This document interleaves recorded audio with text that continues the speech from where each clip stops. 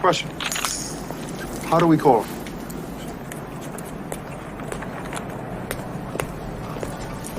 He gave us a signal.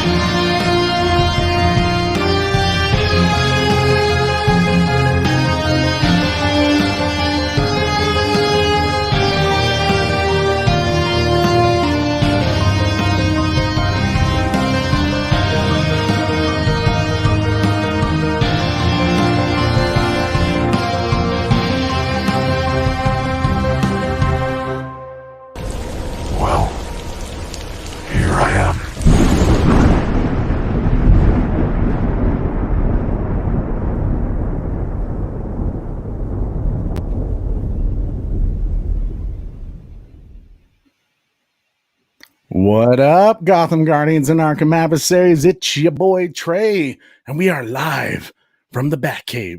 How's it going, everybody? I'm so excited. Today has been insane, but before we begin, let's go ahead and get my super brother Corey up in the show. Corey, where you at? What's up, buddy? How we? Hey, Corey, how's it going, big fella?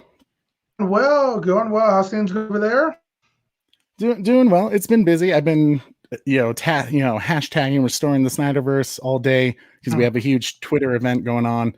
It's cool, man. I mean, anytime we have like a Twitter event scheduled, it's just gonna explode. So my phone has been buzzing all day. So it's been good. So before we even begin, guys, I want you to either share this video right now, like it, and just blow up the comment section. I want to see hashtag restore the Snyderverse all up in here. Just go ahead, just hashtag restore the Snyderverse. I am going crazy. We need it. We need to know how the nightmare ends. Don't you think, Corey? That's been quite a bit. I on Twitter ended up reading that with it's for Darkseid himself. Yeah, I hear you. It looks like Corey's having a little bit of connection difficulties, but we'll make it work. Man, yeah, it's been crazy today. I know recently the AT&T had their investor meeting, so that's been kind of crazy. Corey, can you pull up like our first picture?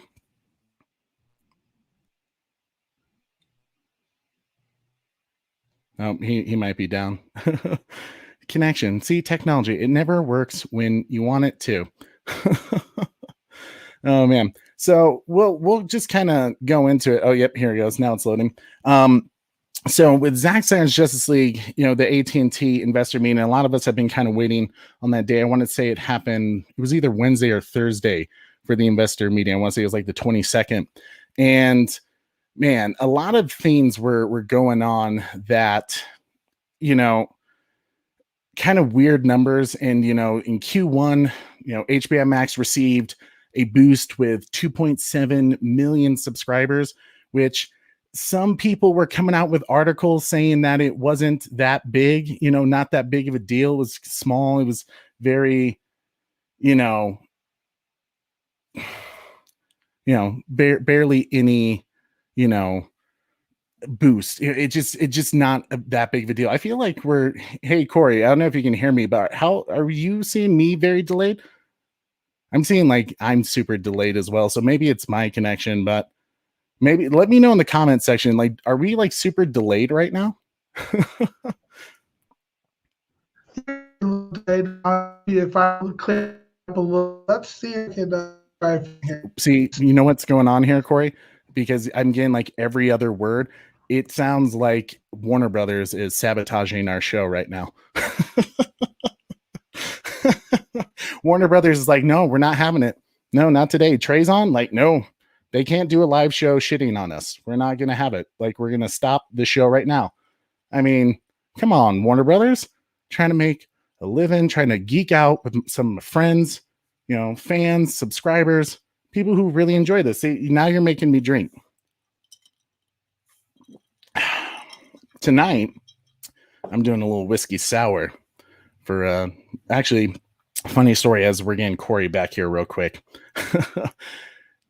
My brother-in-law was cleaning some of the dishes, and my beer glass that I normally drink out of, he had broke it. And he felt so bad. He was like, oh crap, dude, I'll order one right away. So my bro, Ben, also known as Fresto Games on YouTube, if you haven't seen his channel before, make sure to check it out. Thank you for the new Batman beer glass. I appreciate it. Oh man. All right. So, hey Corey, can you hear me now? Are you back at all? Doesn't sound like it. So we'll try to continue on. I know this might be a little on the wonky side, with technology not working the way it needs to, because Warner Brothers, they don't like us. So with Zack Snyder's Justice League, with the AT&T meeting, they had the 2.7 million subscribers, boosted up, and there was already articles ready to attack the Snyder Cut community, being like, "Oh, see, you guys didn't do shit for us." Corey, if you can you change the next to the next picture, please? Cool. So we have HBO Max reaches 44.2 million subscribers total as a whole. And you saw the CNBC article, Zack Snyder's Justice League Cut did little to boost HBO Max subscriptions. First off, the way they are looking at all these analytics, there's a major problem that they're not considering. And one of that is, a lot of us made a promise to HBO Max when we were doing hashtag release the Snyder Cut. A ton of us, and I mean a good majority of that group, said to Warner Media, you release Zack Snyder's Justice League on HBO Max and we will subscribe day one to HBO Max.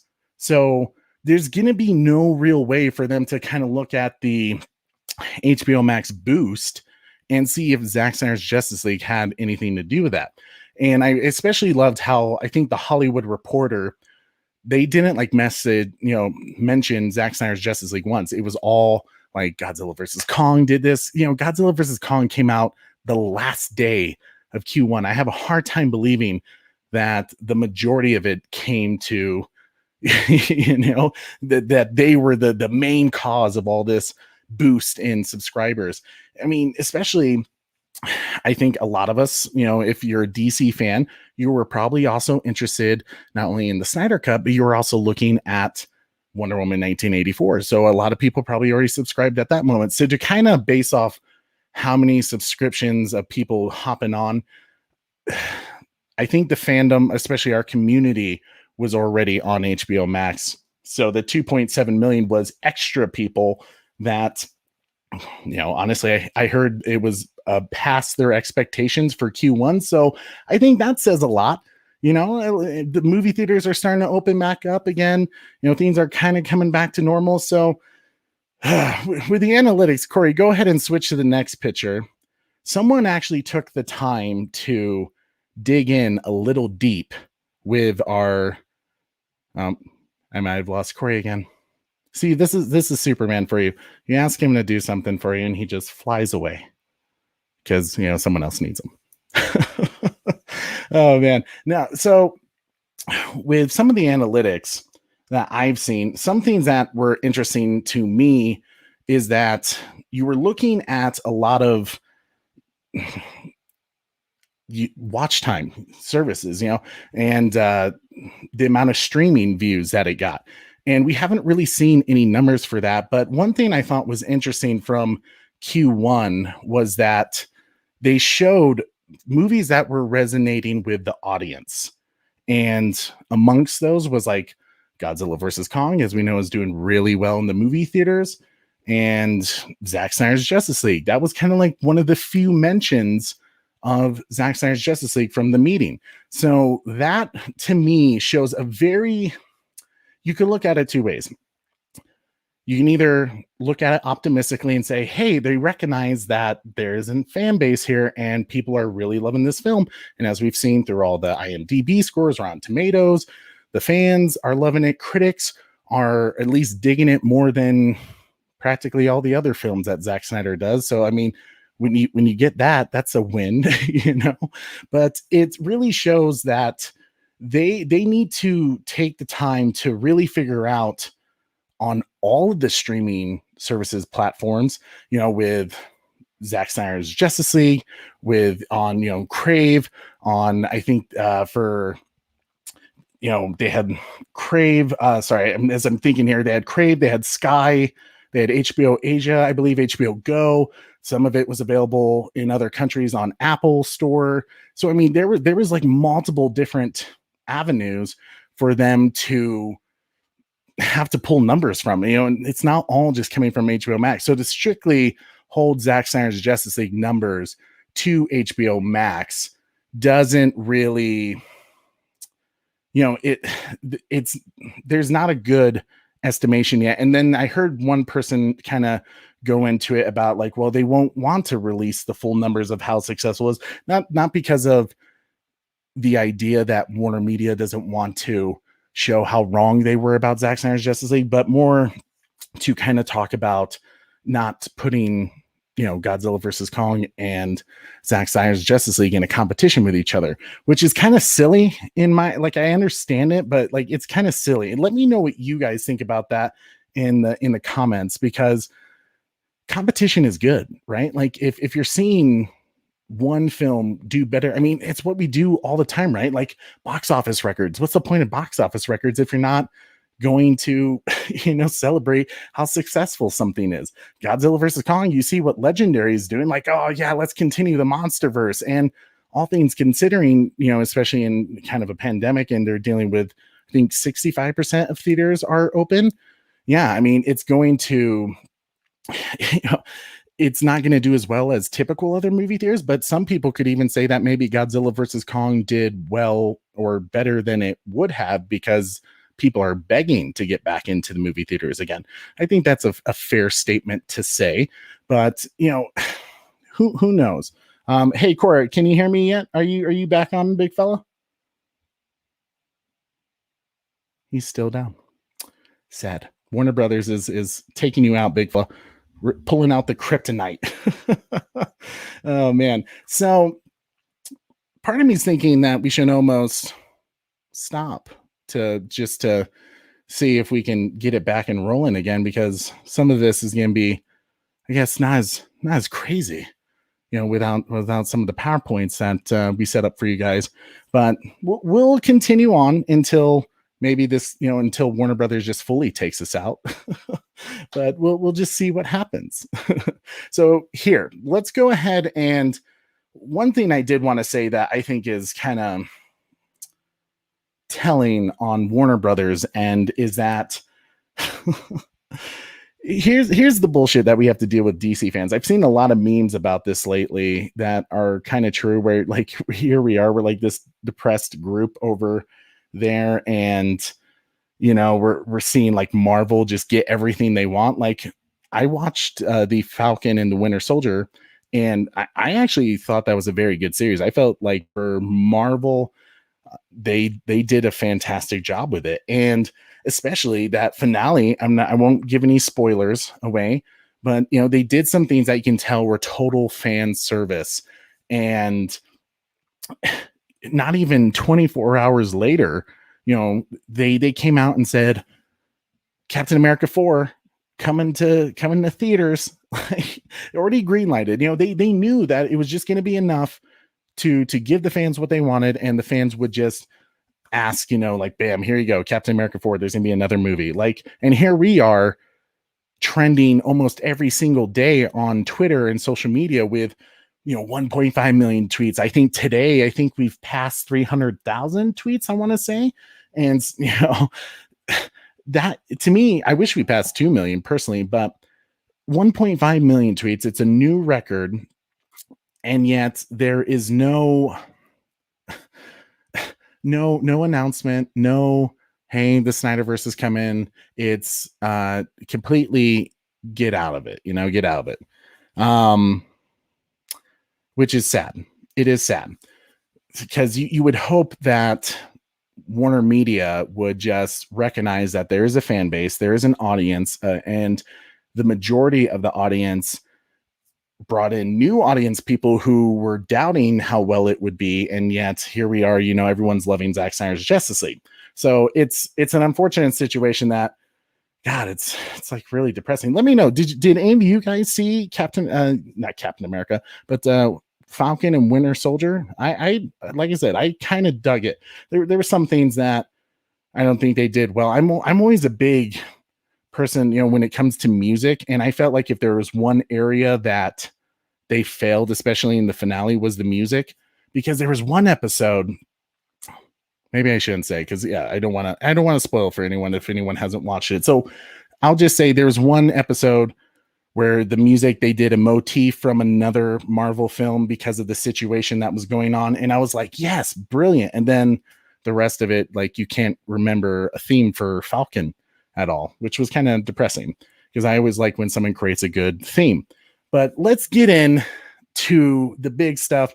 Make sure you guys constantly do the hashtag Restore the Snyderverse. If you want to share this video and do hashtag Restore the Snyderverse, that puts you into our Release the Snyder Cut book giveaway entry, that will randomly select the winner when we hit 1,000 subscribers. So go ahead and do that, share, and hashtag Restore the Snyderverse, because why not? Let's just get in Warner Media's face about it so that they completely take us down. On YouTube, they'll just throw a copyright stamp on me. Like, I'll have nothing on it, and they'll be like, he wore a Justice League shirt. No. I ain't gonna stop, Warner Media. I'm not gonna stop. But let's get in to the main reason why we're here today, our review and breakdown of Zack Snyder's Justice League Part 2 and 3, which Part 2, The Age of Heroes, man, that was so cool. I almost wish I was like so excited to geek out with Corey, and I know he's having some technical problems, so he'll be back in as soon as he can, but I'll just geek out with you guys instead, so we'll continue this going. So as you recall, in Part 1, it ends after Steppenwolf has taken the mother box from the Amazons, but in Part 2, it starts with him in Chernobyl, boom tubing down. And I love that line where he's like, it's toxic. That's good. Have you guys seen that meme, with Warner Brothers, where it's the Warner Brothers tower and Steppenwolf? And it's like, yeah, it's toxic because they suck. That's such like a little great meme. Whoever came up with that, brilliant, man. Totally dig. Oh, Corey. Working on a few more themes. I'll be right back. Sounds good, big fella. Thank you, sir. Man, see, it's bad when Superman has to pull out his phone, yeah, it's not going to go well. But anyways, we'll continue on as, Corey's figuring stuff out. But yeah, so you got Steppenwolf in Chernobyl because he is building his stronghold for the, unity to the mother box. And he's telling the parademons to basically go find the other two. So it then goes to Bruce Wayne and Alfred on a plane. And man, Ben Affleck and Jeremy Irons, their relationship, I totally like. They're a very good. Their relationship is always so fun to me because you can tell it's like Bruce has been around for a while, but like Alfred still enjoys giving him shit. And it's just like great to see anytime when they're on screen together, the kind of the interaction and the connection and relationship they have together. But they're on the plane after Alfred has picked up Bruce from finding Aquaman, and they're having this discussion of like, interestingly enough, like kind of Alfred being like, do you really believe like Lex Luthor says there's something worse out there, that there's this thing coming for us? Like, it's Lex Luthor. He's crazy. He's an insane person. And, Batman's having to be like, dude, like there's something coming. I made a promise to Superman on his grave to bring people together, bring these extraordinary people together, because there is a huge enemy out there. And it's just this you start to really understand Bruce's motivations from just that scene, that he feels guilt of what happens to Superman, and that it's now his mission, his duty to bring this group together to save the world, because you had Superman, now he's not here. Like, we're in a whole lot of shit if we can't get Superman back. So let me see what's going on in the comment section here before I continue on. Yellow Devil, my man. How's it going, brother? How's Germany been?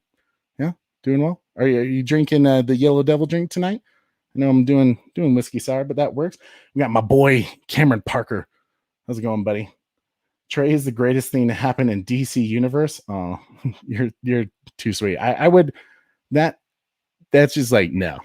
I mean, the greatest thing to happen in DC universe.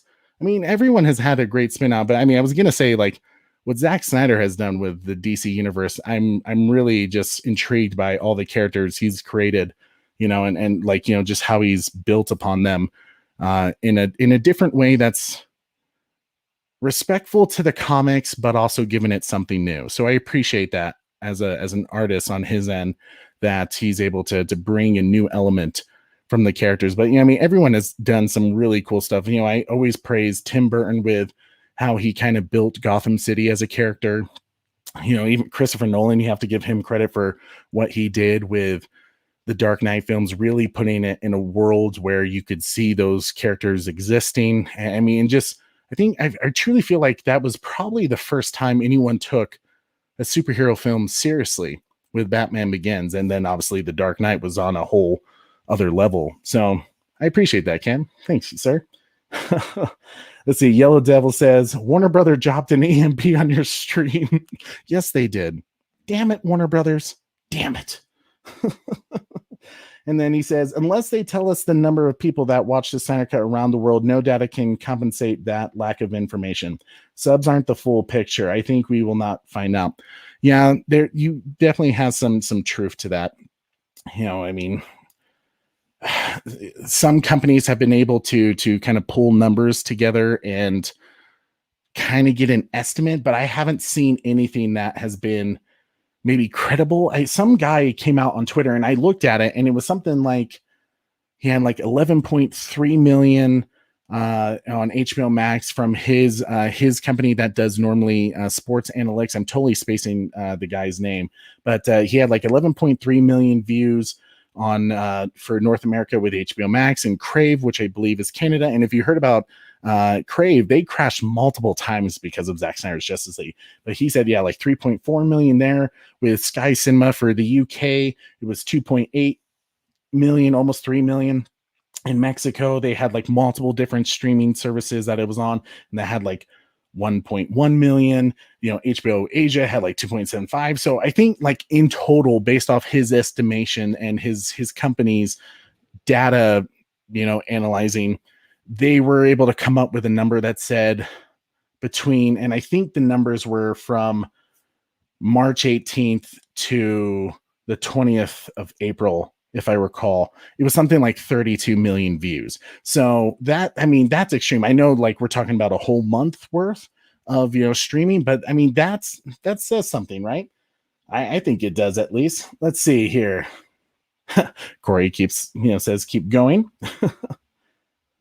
Let's see. So nope, didn't care enough to watch Falcon and Winter Soldier, and I didn't. Double MJ said that. Yeah,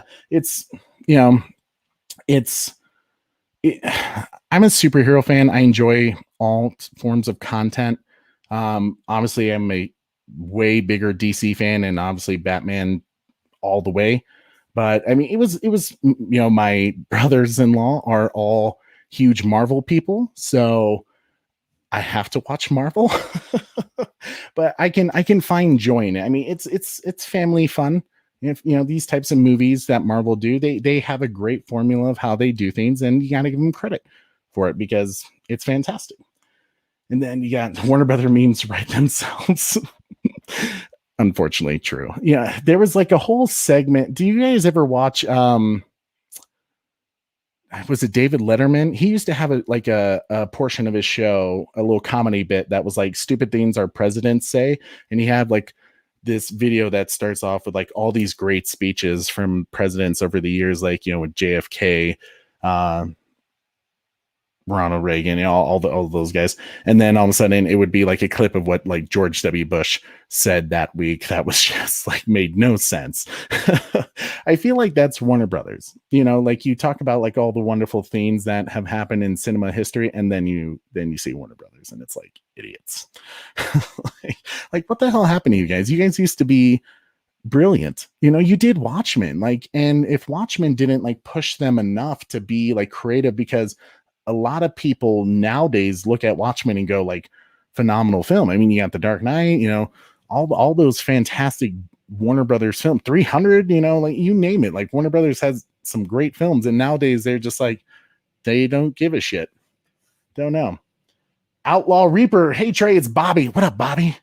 And then we got Restore the Snyderverse. What up, man? Hashtag Restore Snyderverse all the way.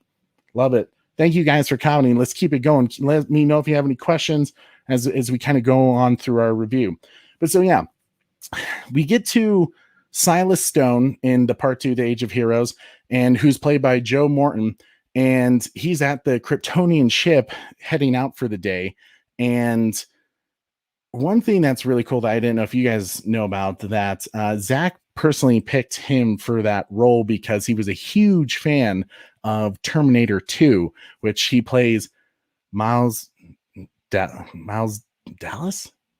Oh man, it's been forever since I've seen Terminator 2. Miles. He plays Miles, the guy who like works with Skynet and Cyberdyne Systems. So it's kind of funny that like in this film, he's like working on, well, he created another cyborg like creature, cybernetic organism. So I think that's fun that they did that.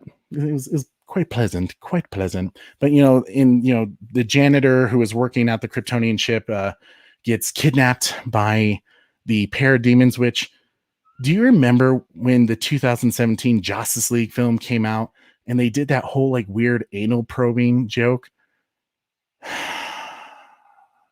Sorry if I brought up traumatic memories. I brought up traumatic memories just thinking about it. That, like, why? Who thought that was like? I remember sitting in the theater and being like, "What the hell is happening?" like you sat down and like, could you imagine like being Josh Whedon, like writing out like, "This is really gonna get him," and then the actor gets that line and she's like, "Really?" Oh, like so stupid. Thank God it wasn't in Zack Snyder's Justice League. It was terrible that scene was even in the 2017 film.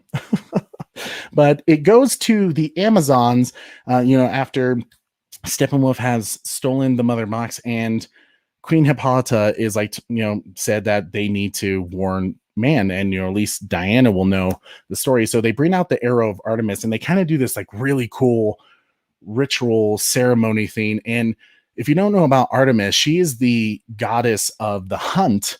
And in Roman mythology, they, as you kind of know, Zeus was, I believe Zeus is Jupiter, and Cronus was like Cronus Titan? Something like that. I'm totally spacing, but and like Ares was Mars kind of thing. So for Roman mythology, Artemis is Diana, interestingly enough, in case of a little trivia for you guys who didn't know that. But when they bring out the Artemis arrow, that was actually, I'll get to that later because I don't want to keep going back and forth on stuff, but they bring out the arrow, and I think it's really interesting that Queen Hippolyta, right before she shoots the arrow, she says, "Return to me, Diana." So here's a question I have for all of you guys that I want you to let me know in the comment section. In the Wonder Woman 1984 film, was that the original plan to do the sequel in the 80s? Or was the Wonder Woman 2 film supposed to happen in present day? Was it supposed to have Diana returning back to Themyscira? Let me know in the comment section. Like, was Wonder Woman's sequel meant to be present, or was it always planned to be 1984 if they continued with Zack Snyder's vision in 2017? I think that when I saw that, I thought that was like very interesting to think like, well, maybe, they obviously use 1984 as a way to kind of get further away from the Snyderverse.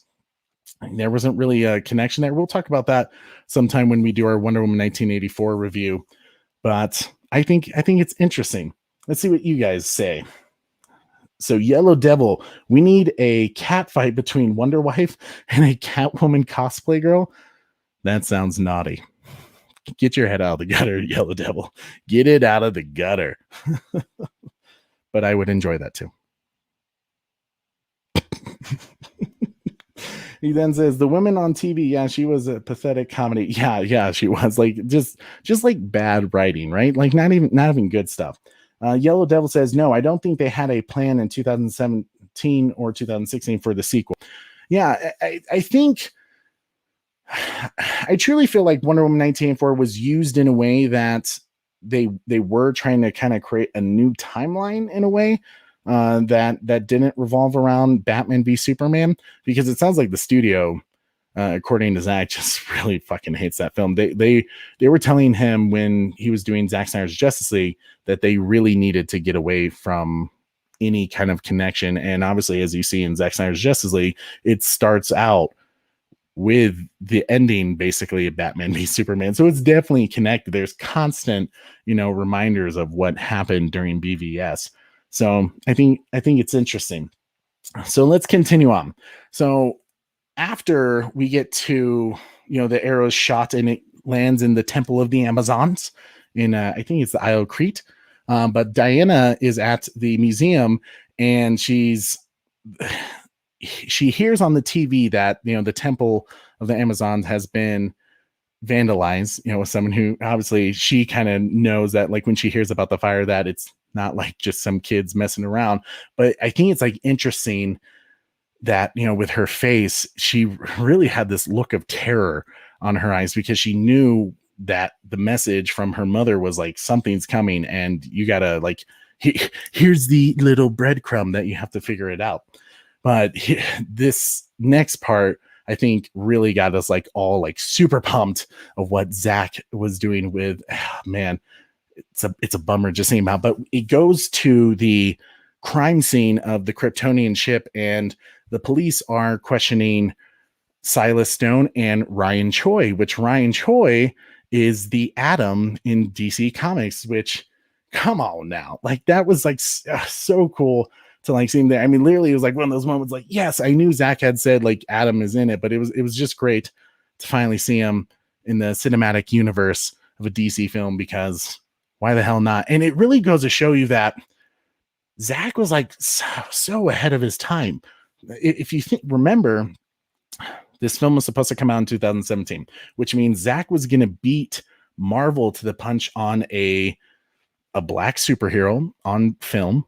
He was going to beat Marvel for a Asian superhero on film, especially one that was supposed to be based in China. Because I think is it Shang-Chi for Marvel? I can't recall the character. I know the trailer just came out. I didn't even watch it because I wasn't interested really, but it just shows you like the dude he had a storyline and a story arc that was going to rival and just completely massacre, well, maybe not massacre Marvel, but like it was ahead of its time. He had a plan ahead of its time. And it took, look how long it took Marvel to do a female lead superhero film with Captain Marvel.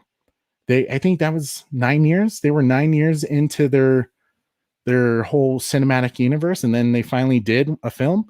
And then Black Widow, and especially Black Widow's now getting her solo film.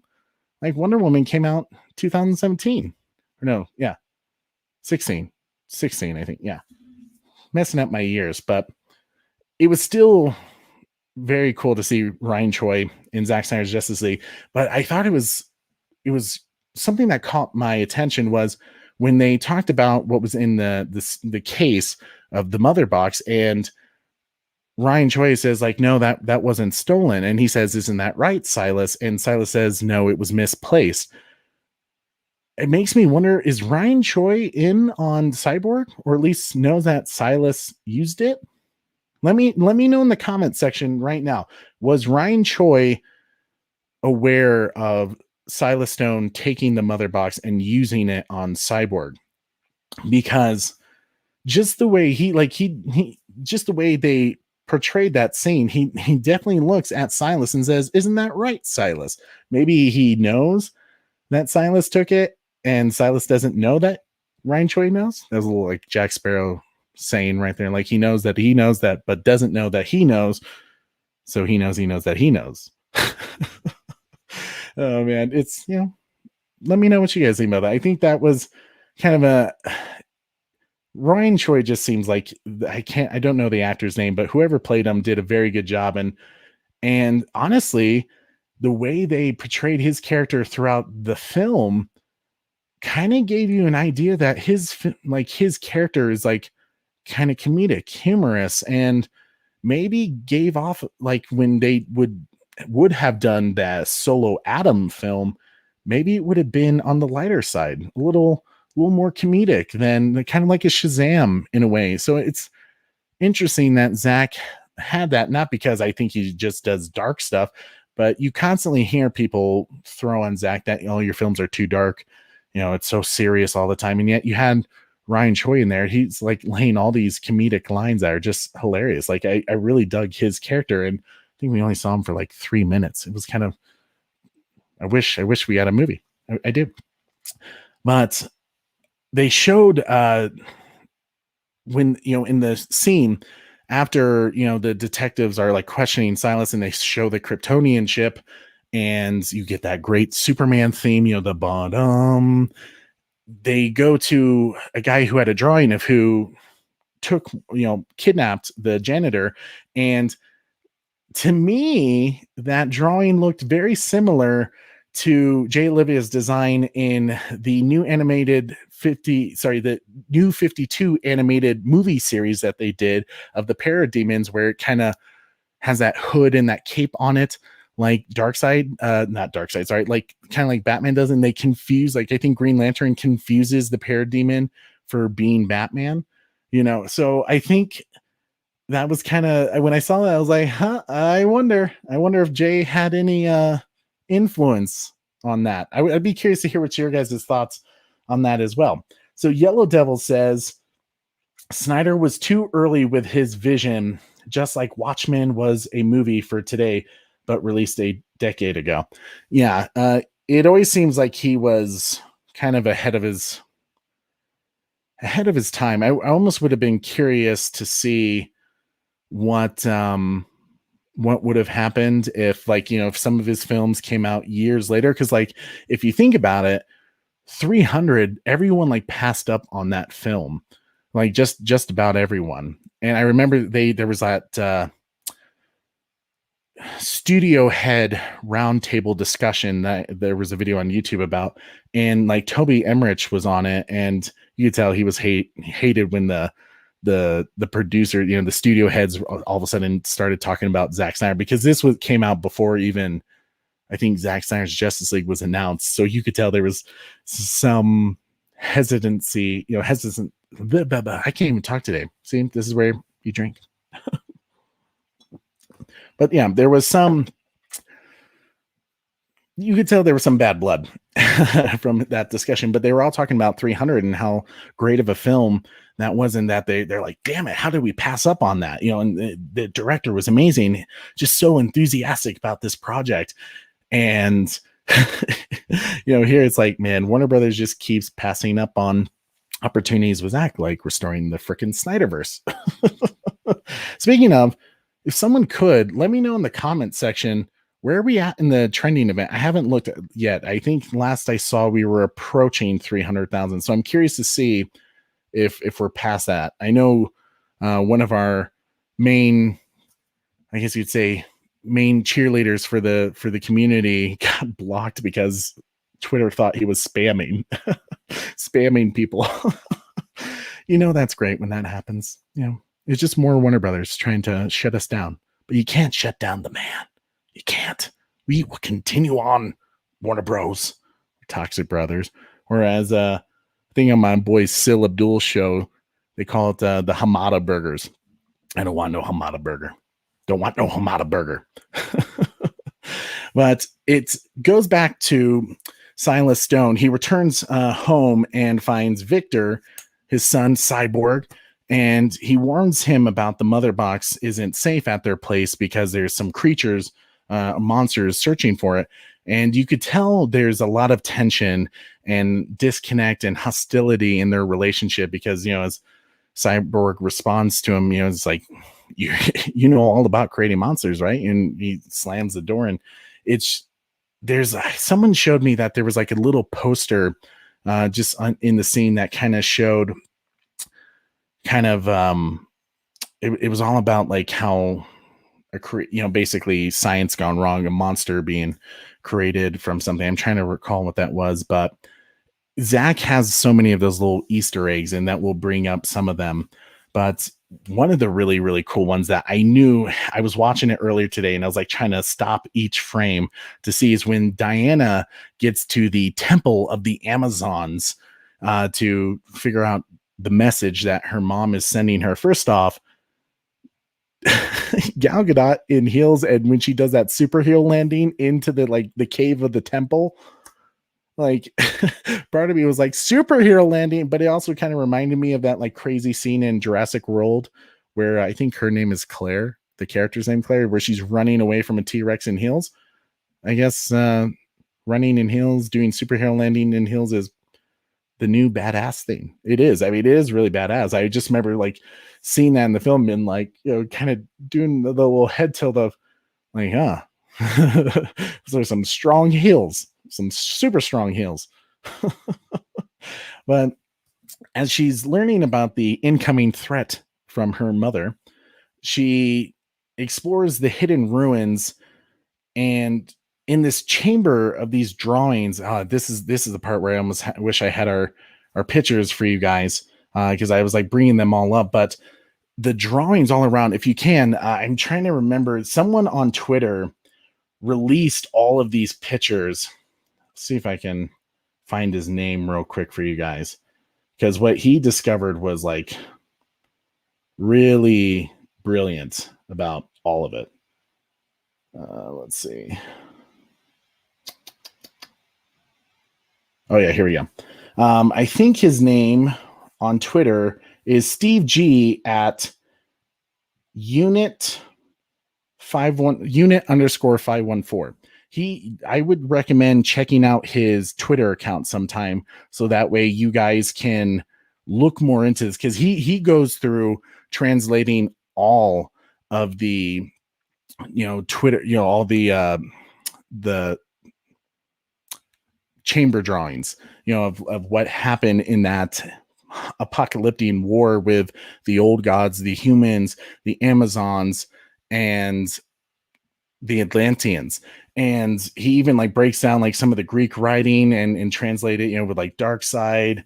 I think the part where you see the Darkseid character drawing, that whole thing is like the dark. It's like, I think someone translated it. He said darkness already, darkness pleasure. It could like go in multiple different ways of how, depending on how you look at it. But I just love that someone really like kind of took the time to break those down. And some people thought that there was these circle icons with red X's in them, that maybe the Martians had something to do with the apocalyptic war.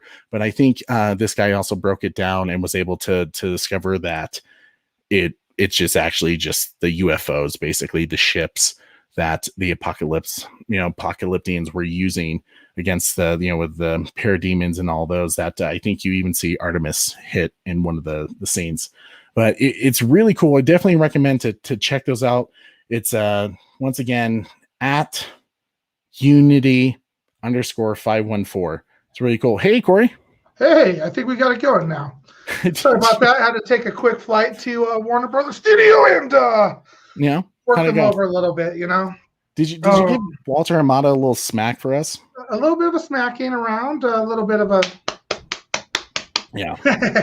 but hopefully they restore the Snyderverse now. So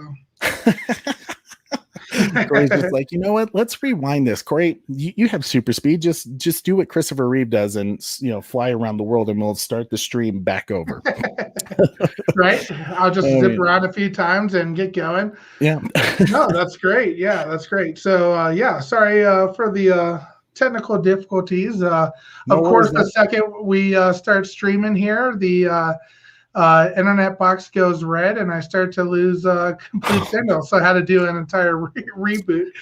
We're doing the pre-show all fine, and we're talking to each other, and who knows what the rest of the stream has in store for us. But let's make it a kick-ass one for the rest of the show, huh? I like it. So, what we'll just do, we'll make sure is every time we say Warner Brothers, we'll say it in we got to give it a code name so they know we're not talking about that. But then again, if they're watching the show, Warner Brothers, you suck. Walter Hamada, you say, no, I probably shouldn't say that because then they're going to the Snyderverse. Restore the Snyderverse. I dig it. Corey, can you, now that we have you up, I was trying to catch us back up again. I didn't even need to say it. Is that where we were? I think so. By the way, what are you drinking tonight? Yeah, I'm drinking another Shiner Bock and the good old ale horn, my friend. So Shiner Bock. Yep. Mm-hmm. Yep. That's the way to go. See, I always got to ask Corey that the Shiner Bock's good. I dig Shiner Bock. So yeah, so this is the guy, Steve G, who broke down all of the translations for this. So I definitely recommend sometime really going in and like reading them all. I mean, I could read it to you guys, but literally it's like he did like 20 tweets to explain it all. So it's kind of fun if you want like a little more background information. There was nothing translated that was like, oh my God, like crazy. But it was basically what you would expect from a cave drawing. They were like telling the story of what we learn in the history lesson. So it was pretty much stuff you already knew, but really, really cool that someone took the time. So my man, Steve G, thank you for that. Really, really appreciate it, sir. Let's go ahead and go to the next slide, Corey. One thing I loved about that scene though, was the fact that Diana had this like look of terror on her eyes when she saw Darkseid. Corey, what like when you saw that scene, what hit you first? Like, what was the first thing that like popped in your mind? Oh man, I think one, it was pretty cool, going back and seeing, like the history of everything, like how everything was just written on the wall, and then for her to, put together what's coming, and just seeing Darkseid, she knew, but she didn't know, she's like, oh man, something bad is coming, according to this picture on the wall, this painting, this hieroglyphic on the wall. And she knew that, to have a response like that, where, just a painting on the wall, or, a drawn picture on the, side of the wall had that much of a response for her. You knew this dude isn't somebody to mess with. Yeah, I mean, what I kind of took from it was, I mean, Diana is easily probably one of the most badass people in the entire Justice League, just even in the comics, and not just looking at through a DCU, but this is a woman who's seen some shit. She's fought some shit, and she has been through some good battles. I mean, as she says in BBS, I've killed many things from other worlds before, and to see her, I mean, here's a great comparison. It just popped into my brain. In BVS, you get that great scene where she's fighting Doomsday, and Doomsday knocks her down. I mean, she's not really doing a lot of damage to Doomsday. I mean, she's making a dent. She's putting up a good fight. But when Doomsday knocks her down, she just looks up at him and smiles. That little smirk of like, oh man, I missed this. Now I'm going to kick this dude's ass. Here you have Diana going, oh fuck. Yeah, we've seen her fight Ares. We've seen her fight, the God of War. Doomsday. Yeah, exactly. So she's, just the fear in her eyes, like something bad's coming. Absolutely. I agree. Let's go to the next slide, my man. So it cuts to a scene with this treacherous ocean, and there's this fisher captain who's going down with his ship, and I think it's called the Cortland, which I'm told is a reference to, oh man, I'm totally spacing the book now. I can't believe I did that. I literally like looked it up because of that whole ordeal, but it's based off a book that Zack Snyder has been trying to make a movie for. And I think someone also kind of talked about a long time ago, before they didn't, weren't planning to release the Snyder Cut, that it had another meaning that said basically like it's about betrayal in a way. God, I'm so bummed that I can't remember what the book is called. Do any of you guys know in the comment section what the book is called for Zack Snyder's Cortland reference? Oh man, that's gonna bug me. See, it's one of those things where like I'm gonna like that's gonna be popped up in my brain, and all of a sudden it's gonna be like bam, I'm just gonna talk about it in the middle of something else. But the cool thing is when Aquaman rescues this captain, have this great scene of drinking the whiskey. But it starts playing this song that there is a kingdom. It kind of hits the nail on the head a little bit about what's going on, but it's by Nick Cave and the Bad Seed Song. And I think the lyrics are literally like, there is a king, there is a kingdom, as the water's like blowing, just complete epicness, slow-mo, Jason Momoa just looking like a badass, some eye candy for the ladies. I know the wife definitely enjoyed that scene. See, Yellow Devil, it may be more of like me as Batman having to do a fight with Aquaman to keep the love of my woman. Just kidding. But this is the one, I think, Corey, let me know if you had the same feeling, but when the water blows into like Aquaman's face, this was like my one criticism of the entire film. And I felt like the transition from when he gets water blown in his, face, that all of a sudden he's now swimming in the ocean. It seemed like transition wise, it was a bit choppy, and partly I think what did that was the music. You're kind of coming on this, this song that's going, and then it cuts into something completely different, with what JXL does. And to me, for some reason, it just had a bit of a weird vibe to it. Did you get the same sense? Yeah, for sure. I see what you mean. I did like that scene, respect the storm next time, or remind him to respect the storm. It's on him. Yeah, it's on him. And he walks out.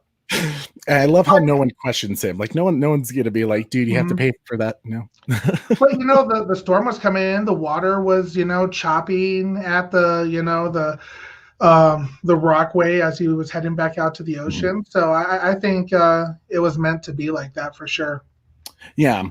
It was just, I think just that very next, like all of a sudden he's like swimming, and to have like immediate song cut. It for some reason, compared to all of his other transitions that seem really smooth, that one, for some reason, every time I watch it, it's like something doesn't feel smooth about it. So literally, it's like my one super nitpicky criticism. But all things considering, when you look at like, that's what I'm like criticizing Zach on. Like that tells you this film is really good. I had to find like one thing that was like, what, that maybe could have done a little better.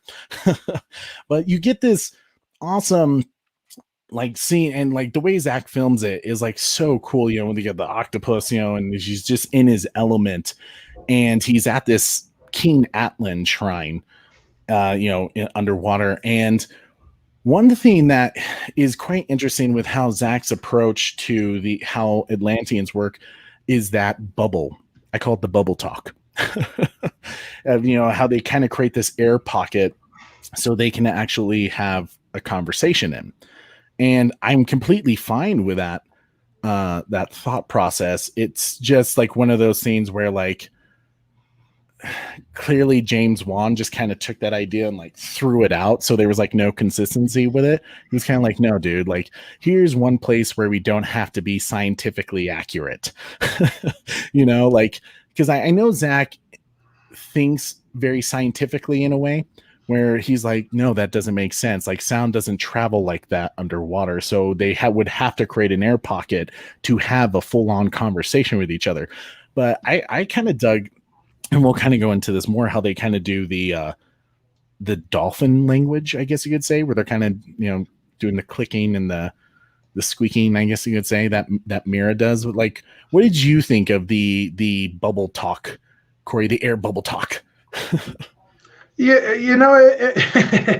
it makes sense, I guess. That what was it? The writer was talking about how do they even talk underwater? So they had to figure out a way to do it anyway. So I think it's kind of cool, to be just underwater the entire time, never have to come out to land, and you're able to do your little bubble talk. I was okay with it. I thought it was kind of cool. I think so too. I don't really have an opinion on it. Yeah. Like, to me, it was fine. Like, it's so many people were like, oh, that's so stupid. And I was like, okay. Like, to me, it was like, it makes sense. Like, me having a bit of a scientific brain too. Like, yeah, the sound doesn't really kind of travel that way that it does in Aquaman, but it was also kind of like, is it necessary to do it that way? Can we like, oh, what's the word I'm looking for? Can we, oh man, I'm like, like Corey, when we like sustain disbelief, is that what I'm looking for? No. When you allow for things that don't scientifically make sense to happen, you kind of, you allow the possibility of things like that. But suspension of disbelief. There we go. See, there it is. Suspension of disbelief. And that way, I mean, to me, it was like fine that they did in Aquaman. It was just the consistency thing that bugs me constantly. It seemed like Aquaman and Zack Snyder's Justice League had a lot of back and forth consistency issues. But you have this really great conversation between Valko, who's played by William Dafoe, and they kind of just show this loner thing going on with Aquaman's Arthur Curry character, which is perfect for him, being someone who doesn't feel like he belongs on land and he doesn't belong in the ocean.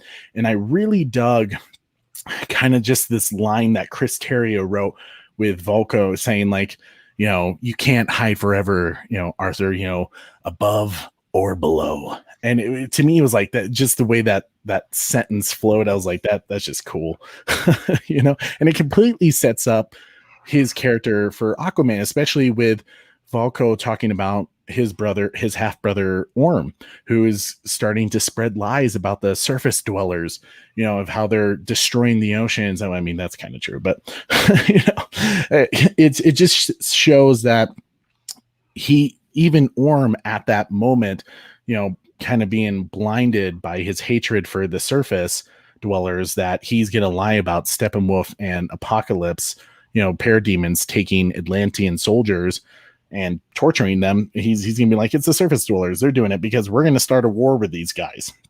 So I liked how it set up Aquaman in that way. But when you get to Steppenwolf, he's contacting Darkseid, one of Darkseid's officers.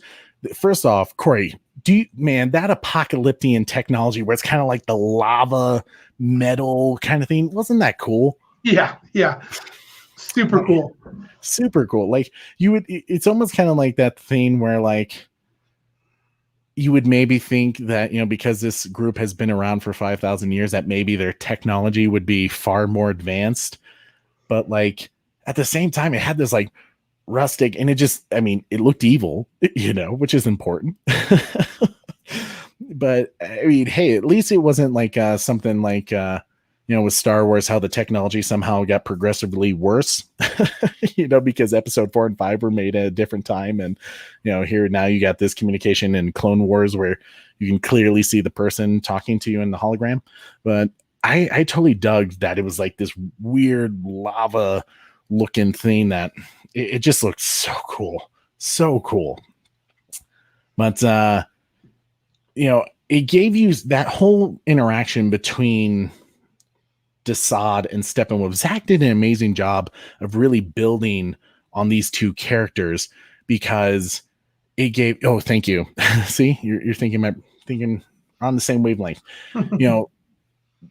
It really gave Steppenwolf some depth of who he is, because it almost makes you kind of sad for him. But like, you kind of learn that there was some form of betrayal, a coup that went on that I think Zach said from Justice Con, I think we've mentioned this before, that there was a coup where Steppenwolf was at least listened to a plan to take down Darkseid, and at some point he was either for it or even just waited to listen to it.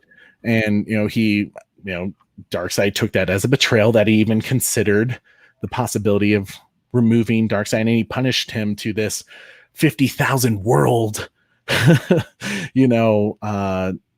tall order. It's a tall order to conquer 50,000 worlds. But I think, Steppenwolf is immortal, so maybe that's okay. Maybe it feels like a blink of the eye, but you just see Steppenwolf's face there where he's like, I just want to come home, man. Like, please talk to Darkseid, talk to my brother, please. It just gives, from comparison to the 2017 film to now, it gives Steppenwolf a little more motive, and honestly just makes his character a little more complex. What did you think of that, Corey? Yeah, I'm not gonna lie, I did feel bad for Steppenwolf a little bit. I wonder, when did the betrayal start? Was it back when Darkseid was still weak? When did they? Uxas? Mm-hmm. Mm-hmm. So brought up a lot of questions for me. Here's the part that sucked, right?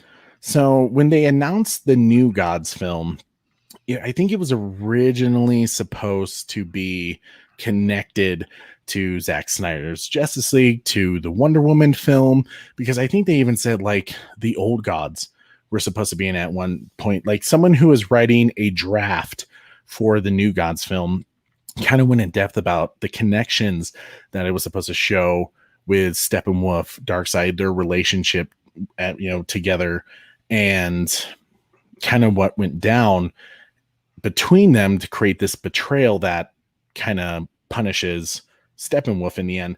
So there was a plan to kind of go into that. Zach did kind of talk about it and said that he believed something between them happened, that nothing of that would maybe result in Steppenwolf having to have that big of a punishment, but it's just because it's Darkseid and he's kind of here we go. Hashtag Darkseid is a dick. Just that kind of that whole ordeal where Steppenwolf is just having to kind of go through the bullshit of serving this master, and this betrayal that he's supposedly a part of. There was a plan for them to kind of go into it, but it obviously never happened with Ava DuVernay's canceled project, so probably we'll never know, unfortunately. Yellow Devil brings up an interesting question. I'm going to bring that up here. Question: now that the New Gods movie is canceled, will they make the Snyder Cut canon or invent a new Darkseid, etc.? To keep the distance to Snyder, they have to show Darkseid again at some point. Great question, Yellow Devil. Great question. It's so tough. Who knows what they're thinking at this moment, because Warner Media has constantly called Zack Snyder's Justice League a cul-de-sac. I've heard now discussions of and rumors about them constantly pushing Zack Snyder when he was doing the additional photography to not create any loose ends, or like to create any ideas for a sequel, to not show a bigger world out there. And Zack kept having to push them, hence why they didn't use Wayne T. Carr as John Stewart for Green Lantern, because they had other plans. And Zack is like, well, when? And if it's a multiverse, what does it matter? So it's unfortunate. I honestly don't know what to tell you there. Personally, I think there's some interesting things. I have good days and bad days with this, right? Like, there's some days I wake up feeling really optimistic that they're that restoring the Snyderverse can't be denied. And there's some days where I'm like, why? Like, why aren't they going to restore it? And with the New Gods film, I think that made me feel more optimistic. And here's why, kind of in a weird way. The fact that they canceled the New Gods film because they said specifically in the article, because of Zack Snyder's Justice League introducing Darkseid. Once again, if you have a multiverse, what the hell does it matter? And not only that, this film was supposed to be taking place technically before Zack Snyder's Justice League. Maybe it was going to be thousands of years ago. I have no idea. But it wasn't supposed to be later, because obviously Darkseid would be busy trying to take over the world at that point after Zack Snyder's Justice League, trying to take over Earth. He wouldn't give a crap what Orion is doing. So the fact that they blamed the cancellation on Darkseid in Zack Snyder's Justice League makes me think, okay, maybe they're looking at restoring the Snyderverse and doing future films that are connected to Zack Snyder's Justice League. And then there's another part of me that just thinks, well, maybe they're a bunch of idiots and they have no idea how to run a business and they're just stupid. Here's great. I just said they're stupid. Corey, are we still on? Can you still hear me? Did Warner Brothers shut us down? Yeah, no, we're still live. We're still rolling. But Juan Jose brings up an interesting point that the best chance for the Snyderverse right now is The Rock. If you smell what The Rock is cooking, man. It doesn't matter what you think, Warner Media. Hey, man, he's the people's champ. Here's my opinion on The Rock. I love that idea. I know Geekosity with Mikey Sutton has said that The Rock is the best chance for restoring the Snyderverse. Optimistically, I'm like, yes, please, Rock, please. And then the other half of me is like, well, no one has seen The Rock tweet #restore the Snyderverse. No one has seen or heard that he is, or at least, publicly, that he's a huge fan of Zack Snyder's Justice League. All we've heard is rumors on that, people saying that he said he liked it. No confirmation at all. Not even a like on Zack Snyder's tweet for Justice League. So I'm hesitant to believe The Rock is. I mean, he may be on our side, and I hope he is. God, if The Rock is pushing Warner Brothers to be a part of the Snyder Cut, to be part of the Snyderverse, then I'll put it this way. I'm super excited to see the Black Adam's movie. Super, super duper excited, because I think we'll learn a lot. I'm trying to remember. Does Black Adam come out before the Flash movie? Do you know, Corey? I thought it did when we looked at it last go around. I thought it was Black Adam and then Flash, because Flash is November 2022? I think so. I think it technically took over Shazam's placement, if I recall. So many dates like moving around, that's like hard to keep track of. So, I mean, I'm worried about the Flash film because it's a Flashpoint film, which usually suggests that they were going to completely destroy whatever came before. And I think even Jay Oliva said that during JusticeCon. He said that Zack Snyder, going through his entire 5-story arc of, Batman v Superman of Steel, Justice League 2, I think there was even Justice League 3,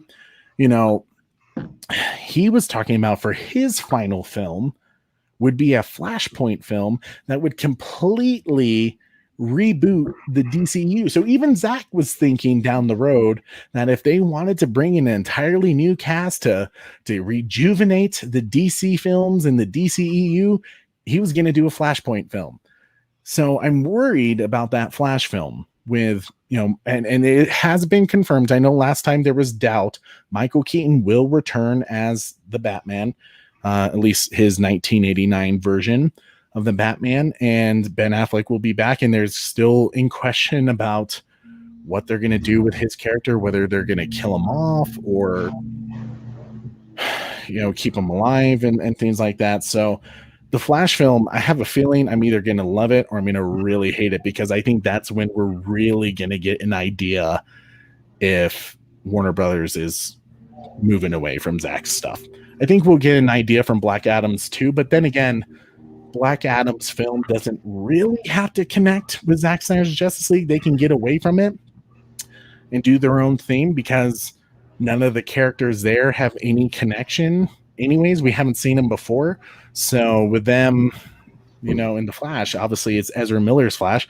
Which Flash are they pulling from? Is it the Flash from Justice League or is it the Flash from Zack Snyder's Justice League? Because obviously one of the characters in Zack Snyder's Justice League that really changed was the Flash because he runs in the Speed Force. He does something that I'm not sure if Flash even knew he could do in the 2017 film. And it's funny. Yeah, absolutely. And Juan also brought up something that literally I was thinking about when you got onto Flash. And before I get there, I confirmed July 29th, 2022 is going to be Black Adam. And then in November 2022 is going to be The Flash. So okay. Black Adam does come out before. I think The Rock will help fight for the lay a smackdown on Warner Brothers for restoring the Snyderverse. But I agree with what you're saying about The Flash. And, I agree, especially with what Juan was going to say. I was actually going to bring this up myself. But, I also can't imagine a good Flashpoint story arc without Cyborg. I'm nervous about that. It would have been a great way to, shown Ray Fisher. And, man, his tweets lately have been fire too. He's been a bit of a sassy man lately, which hey, it's not like he's wrong. I mean, I'm sure if you guys don't know what Corey's exactly talking about, with all the things that have been going on in the world lately, especially in America, Warner Media came out with a tweet saying that they are for stopping racism and for creating a healthy environment. And Ray Fisher came out with a tweet like, shut the fuck up. You cannot tweet that and yet completely, throw the Justice League investigation of Josh Whedon, Jeff Johns, and, John Berg out the fucking door and say, yeah, we care about workplace, integrity. Do as I say, not as I do. Look over there, don't look at us. Yeah. Fuck them. Let's see. Yellow Devil says Flash has the most potential to fling shit in our direction. Yeah. It's either him flinging shit or Gorilla Grodd. But hopefully it's not Gorilla God. Yeah, I mean, a whole lot of shit. Yeah, right. Yeah, that I'm nervous about the Flashpoint film, to be honest with you guys. I think like you said, Black Adam, we can get away with them not having to connect it in Zack Snyder's Justice League. So we'll see. Because I don't think we even know when technically Black Adam's film is supposed to take place. I think we'll get kind of like an origin story in terms of how he becomes Black Adam. So that's going to be like in Egyptian times. But how far does it go? I'm not really sure on that, like how present day it will be.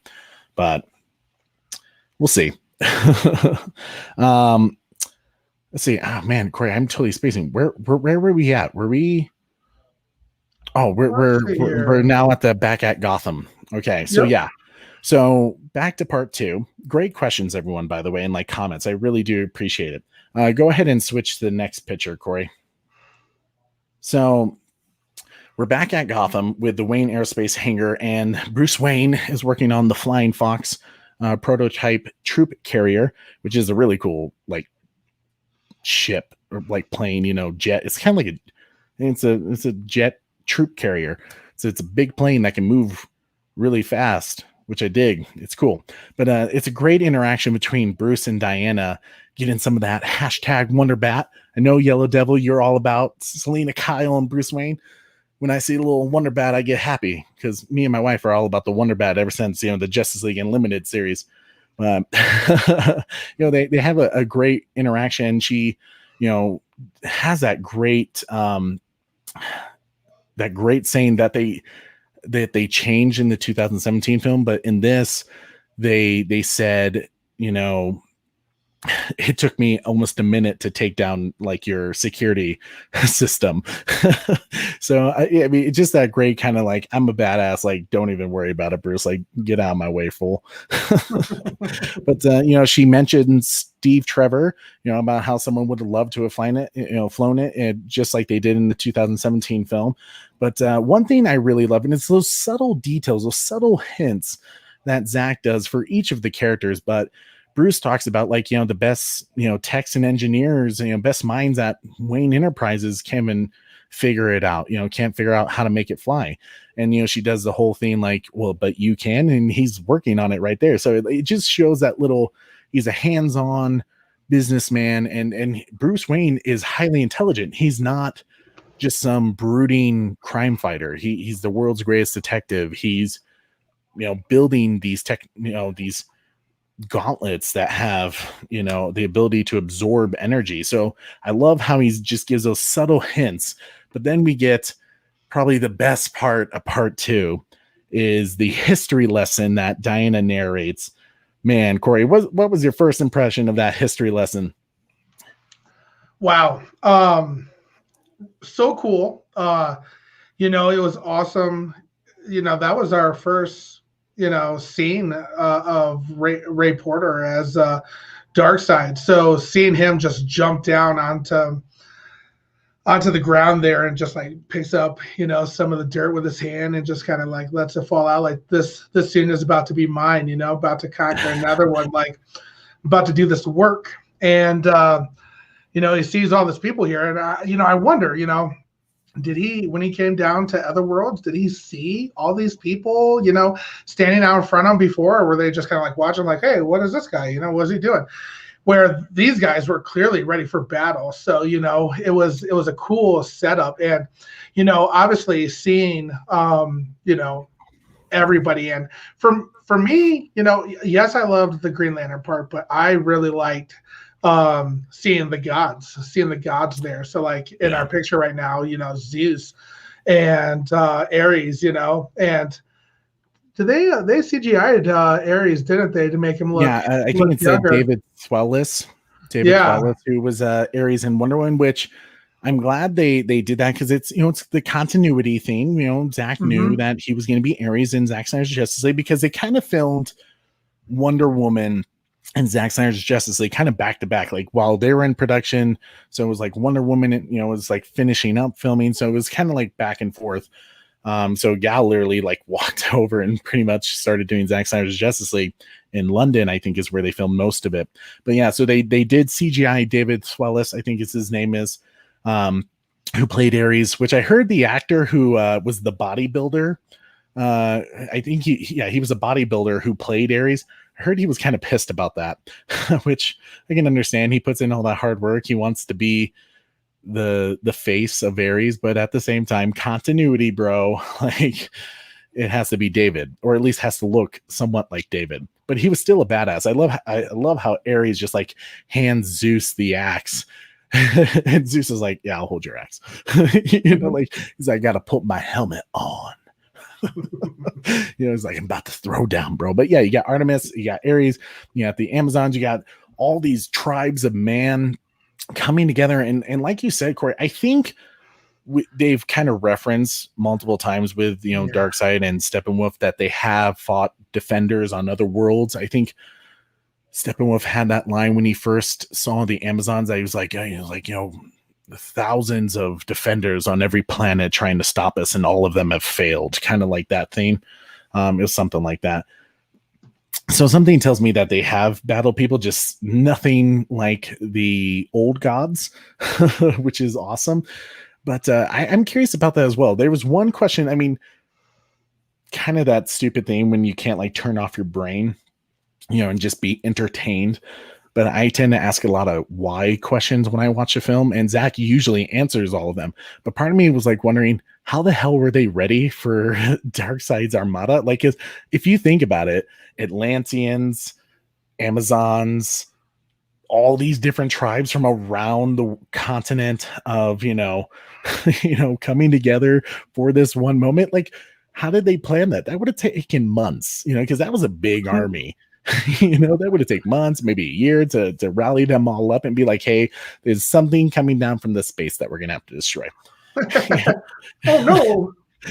Oh no. So for me, that question of like, how did we do that?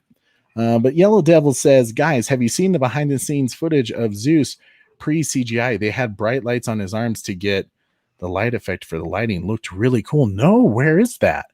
I didn't realize there were more behind the scenes. That's cool. That's videos. Really cool. I was like totally waiting for the DVD to come out to watch all those. I was going to make a poor joke that they CGI'd, all those muscles on him, but no, dude, he's actually that strong. Have you seen that dude on Instagram? I'm totally spacing the actor's name, but that dude, I think just ripped as hell, huh? Yeah, it honestly kind of that tall too. The dude is. He should have been in probably 300. I'm usually a very large, muscular dude. I have to like almost like hide that from Sarah. I'm just kidding. I know I'm gonna like hear it tonight. She's like, seriously, dude, like stop bringing me up on your shows. But like, he's actually that ripped. Those are not CGI abs like they did for some of the people on 300. I think with 300 they all had abs. They just added shadowing to make it look more defined is what I was under the impression. What a badass. Like, yeah, I don't need no CGI on this. Right. Like here they're like, do you need to touch anything up? Like, no, he's good. That's a compliment. But yeah, so you have the first look of Ray Porter as Darkseid, which, man, look at that. That so fucking cool. I remember seeing that, and like, when you do that like weird like giggle, that nerd giggle, it's a nerd giggle. Where you're like, that was literally like the what? That was totally me. I was totally like, like Darkseid, like so cool when he just jumps down and you see like his hand just going through the dirt, and it's like, this dude's a complete badass. Like, you just know he's about to just go crazy on all these tribes. Such a cool, crazy moment. He slams his hammer down, and you see the anti-life equation. And one thing I thought was interesting, when Diana is narrating this whole event, she talks about, the Amazons before they were enslaved, the Atlanteans before they were thrown back to the sea, the men of tribes, and then she says guardians, plural, of the skies.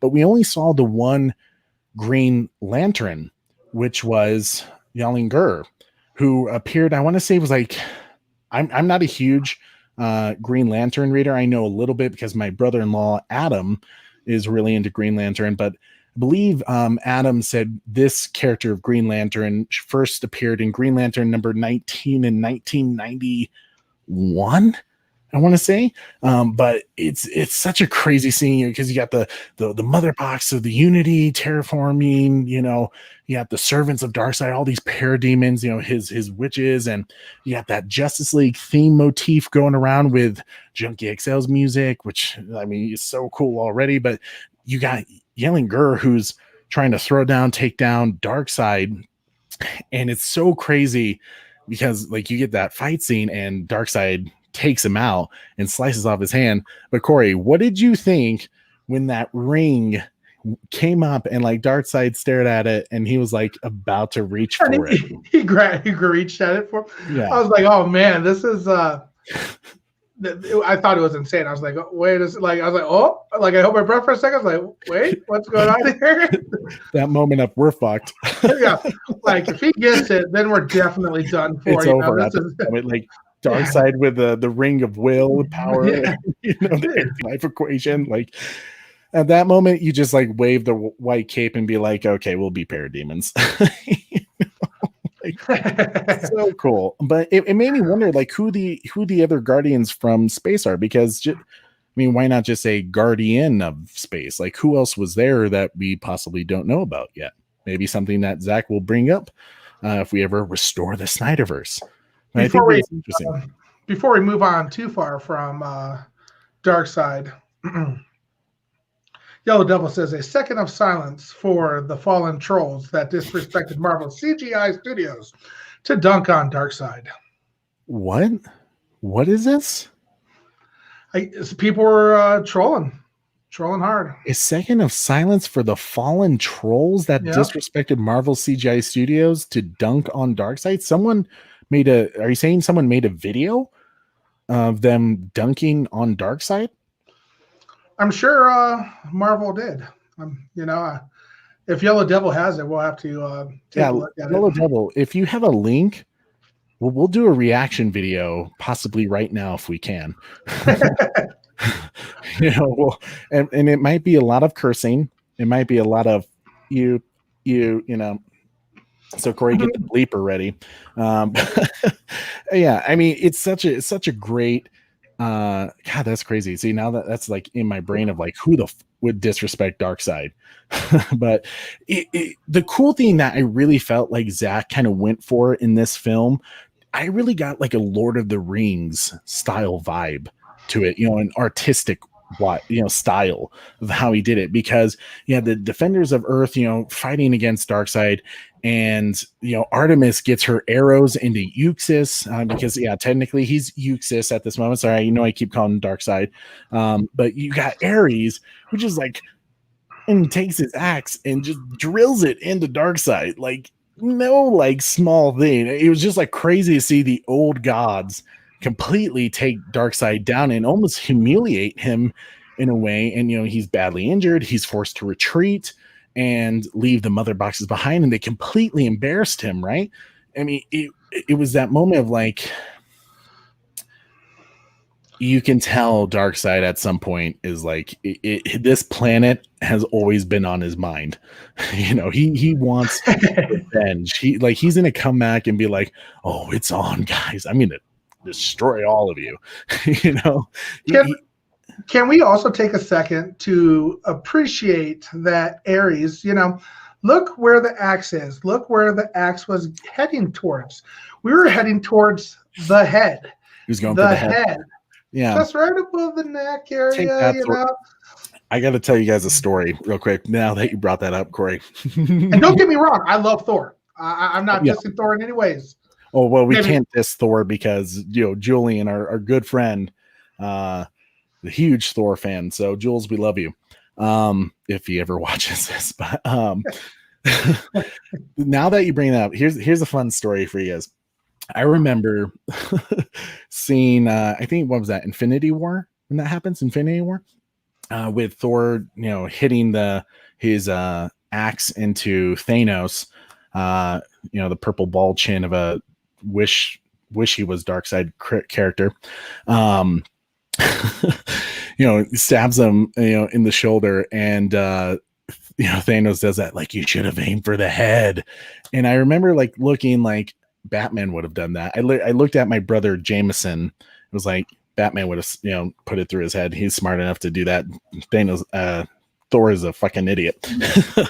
And he hated me so much for that. His wife was so pissed that I said that. She's like, Batman's not that great. Yes, he fucking is. Because Batman would have known. That's not going to do shit. Just go for the fucking head.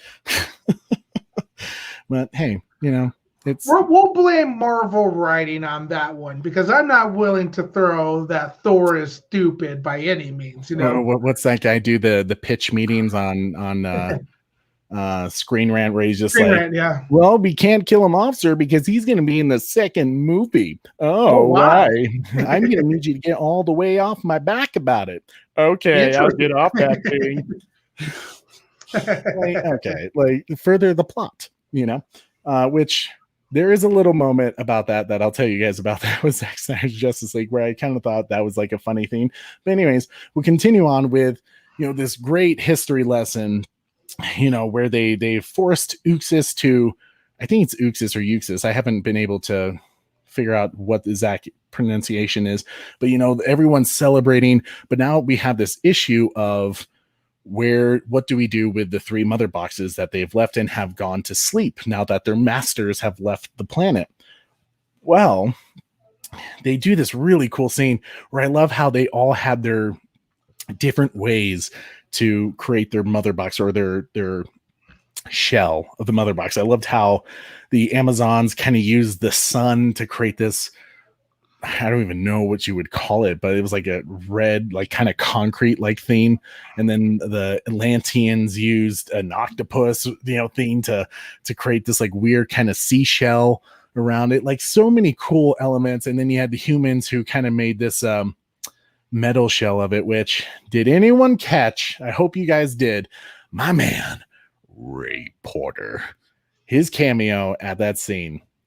Can you switch to that picture, Corey? Before we switch, I just kind of rewatch it again and again. Are you looking at his abs again? No, I'm actually looking behind him this time now. It looks like we got some Persians or some of the immortals there fighting as well. Wait, do you see an immortal mask? No, I don't see an immortal mask, but it looks like their gear. I was trying to see if I could find some. They kind of did. Well, it's funny you brought that up, Corey, because you know where that did happen of a 300 reference.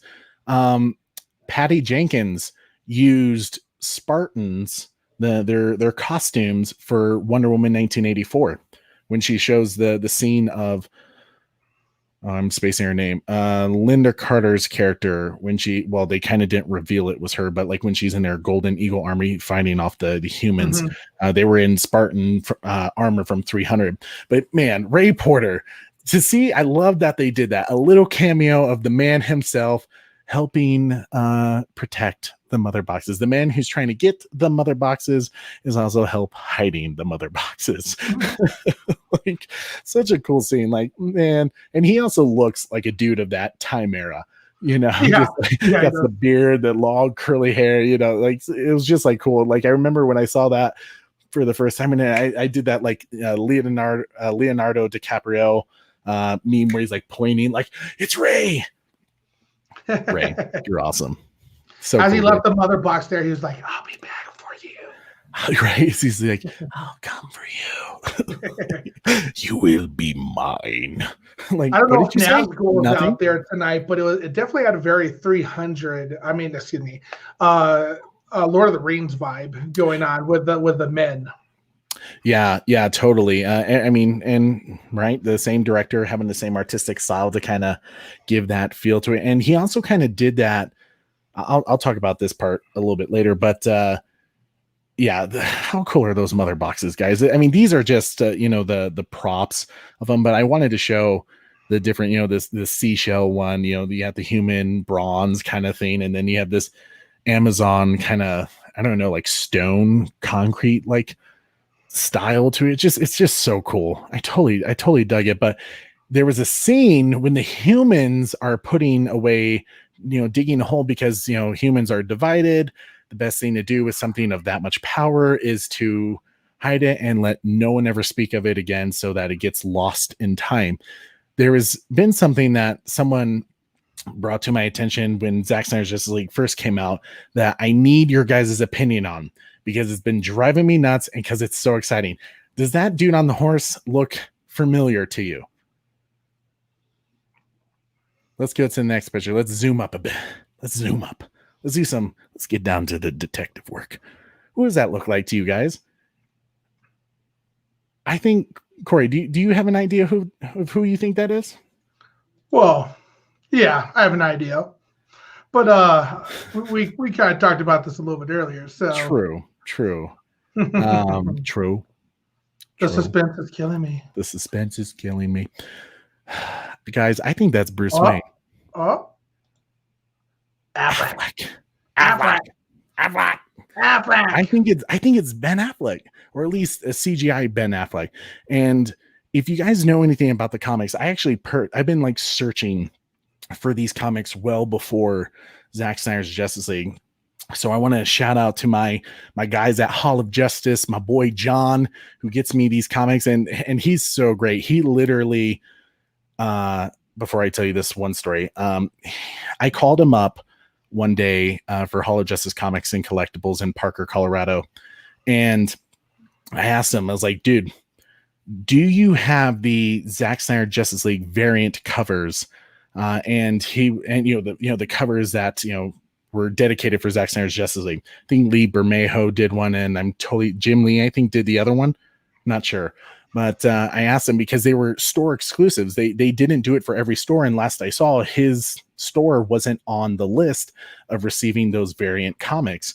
So I messaged him. I was like, hey, is there any way we can find a way to get these? I'll pay for it. I just want the Zack Snyder Justice League variant covers. And he messaged me back. He's like, dude, they're already in your pull. They're already in your box. Like, really? And he's just like, yeah. And I also have these black and white cover variants for you of the Zack Snyder's Justice League. Do you want me to put those in as well? I was like, say no more. They're mine. So my boy, John, I love you, man. Thank you for getting me those. I was so excited to have those. It's like some of my most prized possessions, but I reached out to him like a year ago searching for these comics because I had an idea that this was the storyline that Zack was maybe teasing. But I searched for the Final Crisis comics that came out, 2010, 2011, maybe, I think.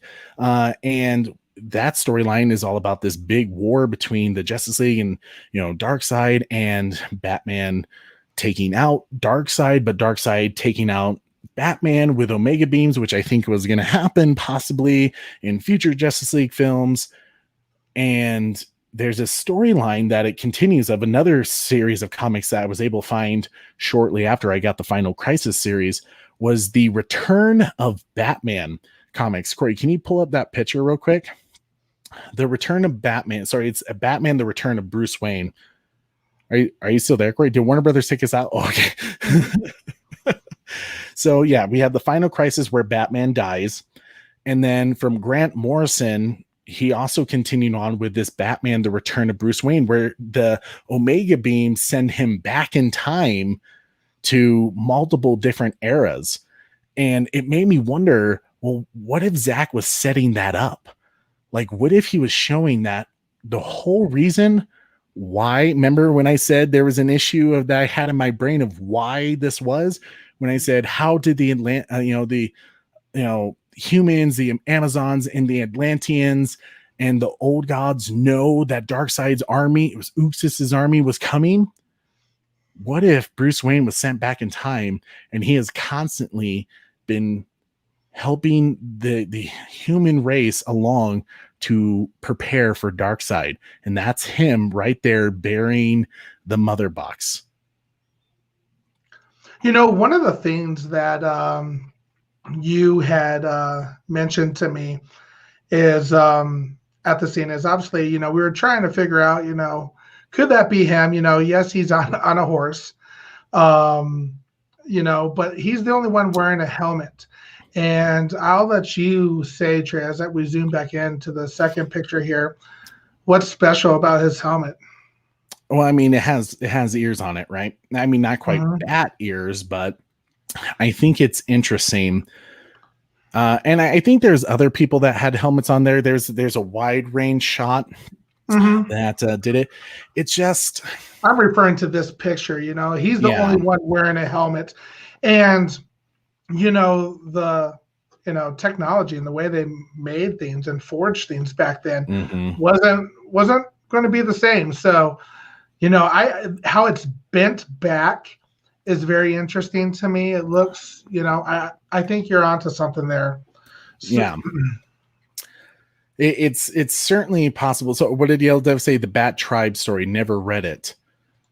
The Bat Tribe story. Are you talking about the Batman, the Return of Bruce Wayne story? Or is there a comic series called The Bat Tribe?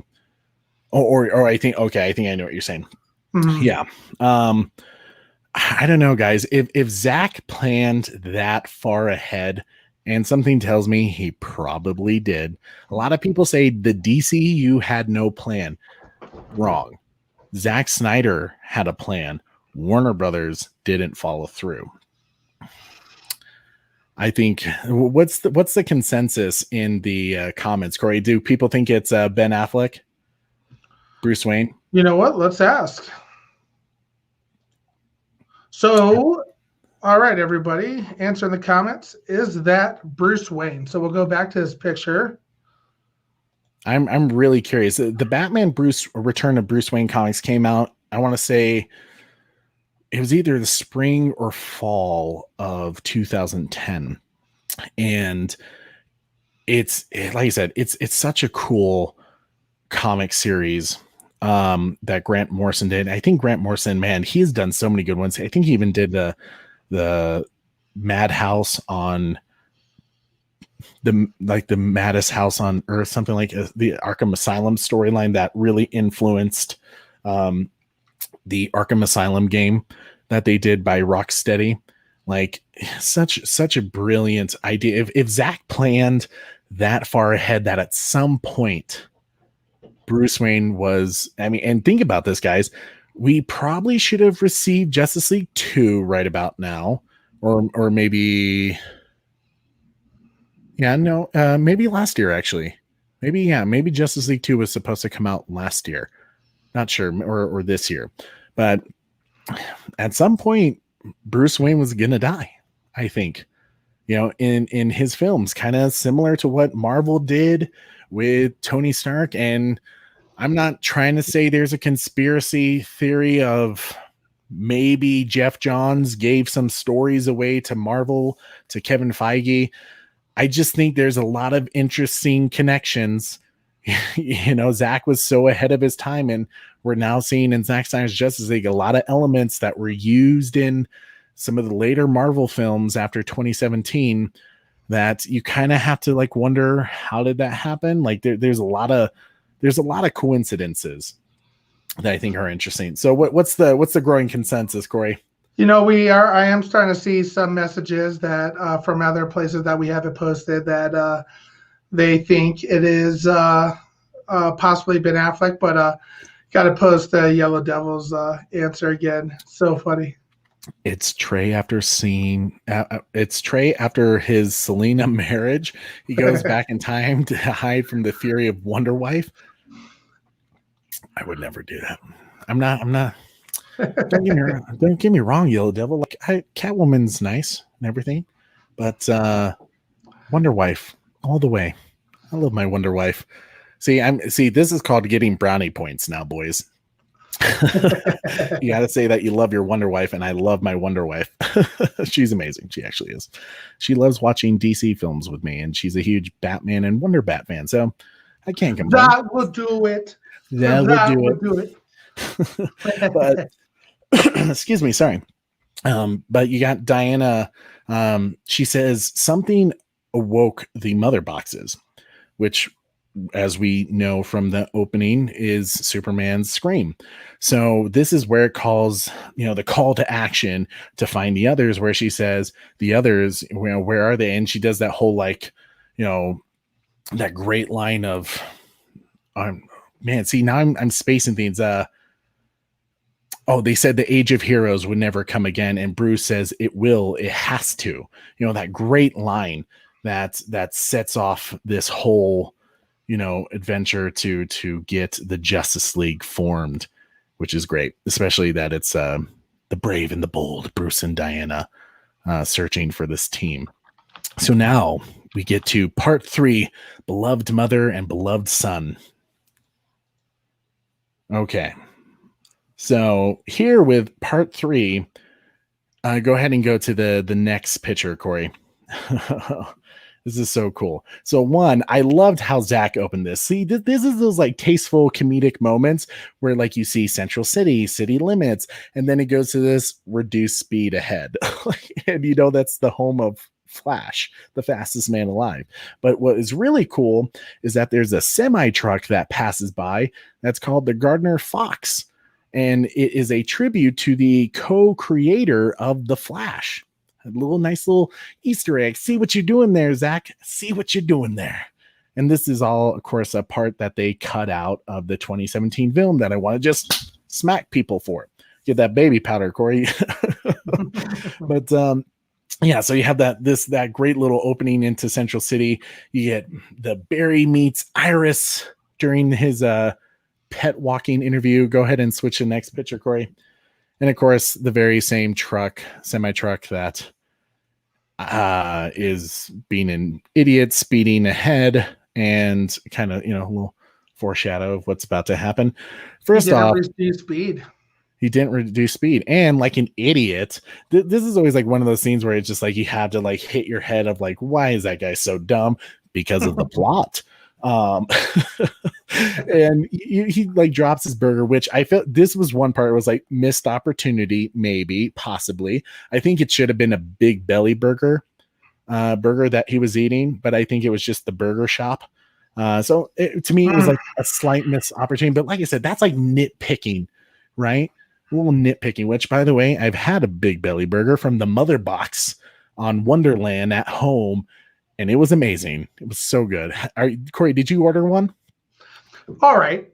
So I saw your video this week that we put out, and or an unboxing video. The unboxing video. And I finally was like, you know what?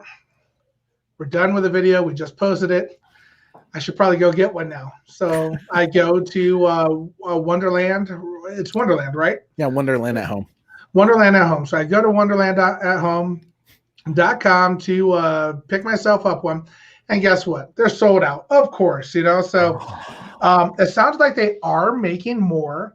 So you'll have to, we'll have to watch that and update all of our Bat Channel fans and community when that comes up again. But yeah, it looked delicious. It was really fun.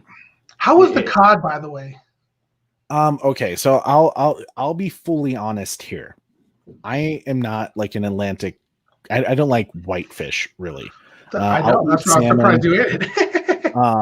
I'll eat grouper. I know grouper's a whitefish, but like I'm very picky about my seafood, like shrimp, the typical stuff. I'm not very adventurous with my fish. The trench dressing was delicious. Sarah and I didn't. You do have to cook everything. It doesn't like come, as you guys saw in the video, like fully prepared, cooked, and ready to go for you. You do have to like cook the patties. Fortunately, like our potato for the ocean trench meal, it didn't like cook. Like I think it didn't get like a nice little crusting on it. So it was like still very kind of like mushy. Which that was on us, not obviously Wonderland at Home, but Sarah was also getting hungry. And let me tell you something. Maybe I shouldn't say this. I'm gonna say it. When Wonder Wife gets hangry, she turns into raged Wonder Woman from the Wonder Woman film when Steve Trevor dies. She gets very, very scary. So I have to. Oh no, don't leave me hanging, Corey. She might just like burst through the door now. Like I'm hiding. Daddy, no. No. I love you. I do love you, honey. But yeah, she gets really hangry. Hangry is like the definition. When she says, "Baby, I'm hungry," I know to immediately get that woman food. Otherwise, it's gonna be a rough night. But yeah, so the trench dressing was good. The little crusting they did. I'm just not a cod fan. Sarah loved it. She really loved it. So like that tells me it was very good. The big belly burger was amazing. The bat chocolate they have was divine. And it was just a fun experience. I know it's a little on the pricey side. But if you're willing and you can afford it, it's totally worth it. And like you said, now I got a cool Mother Box out of it that I totally dig. I want one. My new prop. How are the beers, by the way? Because I know you have to be 21 to order it. Yeah, the beers were actually really good. Cool beer. I can't remember how to pronounce it. It was actually pretty good. It was very well, obviously it was kind of like a not an amber. What am I thinking of? I can't quite recall the kind just of like a lager. Maybe. It was kind of on the lighter side for sure. It definitely wasn't like a stout or anything like that. The Element X energy drink was pretty good too. So if you can afford it, definitely do it because it was fun. It was just fun to do.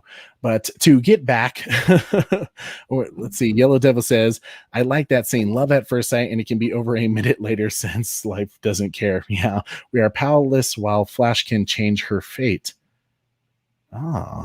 I guess it never quite like looked at it from that angle.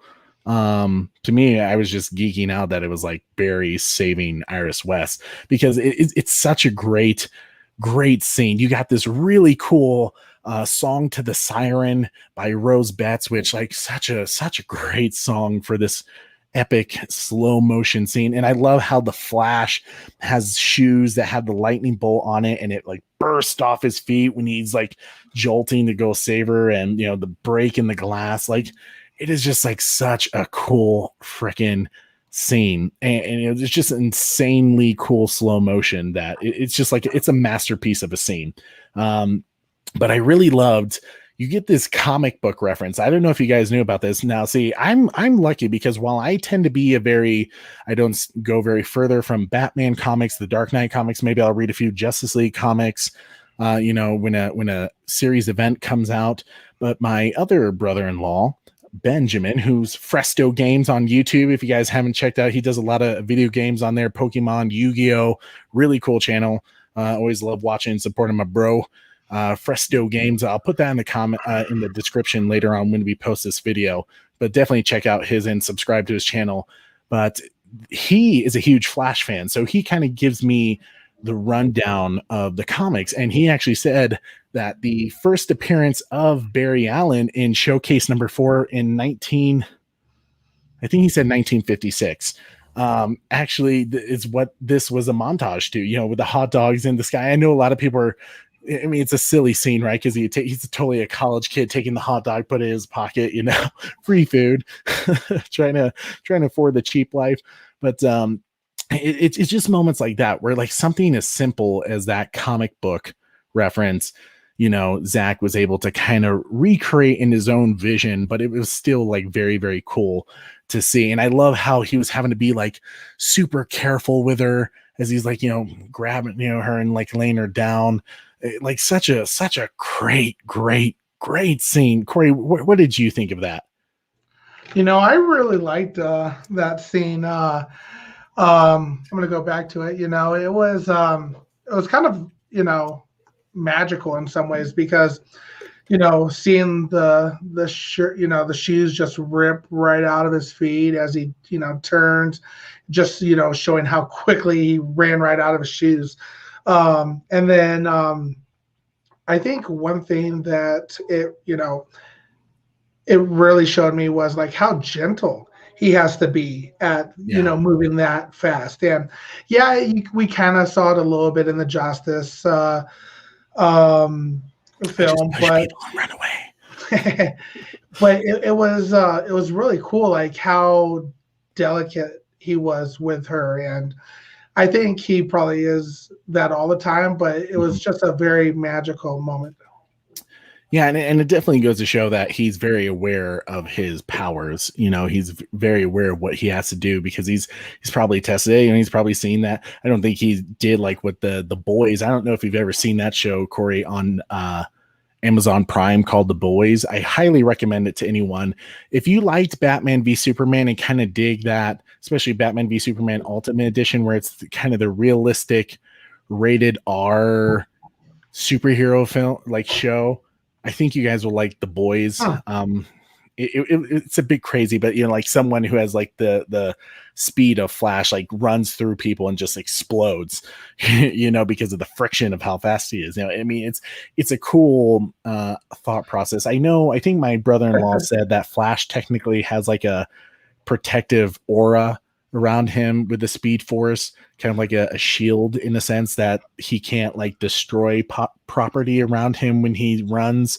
So that was kind of a bit of a new take on Flash, but I dug it. Like, to me, I mean, it looked cool. Right? I like how he grabbed a hot dog. I was like, man, I hope he grabbed one for himself. But it was cool to see that he brought it back for the dogs to finish the tasteful comedic part. He's like, you know, I always breed a meat snack, and he's just like, do I work Monday? Like, such a great scene.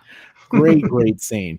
But then, oh man, the CGI of this next part, man, was insane. To see the, you know, parademons pulling out the Atlanteans from the ocean. I remember seeing that and going like, holy shit, that looks like it looks real. It looks like the parademons are actually there pulling them out of the water. So whoever, I think Weta Workshop did a lot of the animation, they nailed it. Especially Steppenwolf in this particular scene looked really like solid in terms of CGI, but I loved how they were like pulling the prisoners up, and like, obviously they're going to probably, I would think they're suffocating because they can't breathe out of the water. At least I didn't think, except for that one, maybe he was royalty, I'm not sure.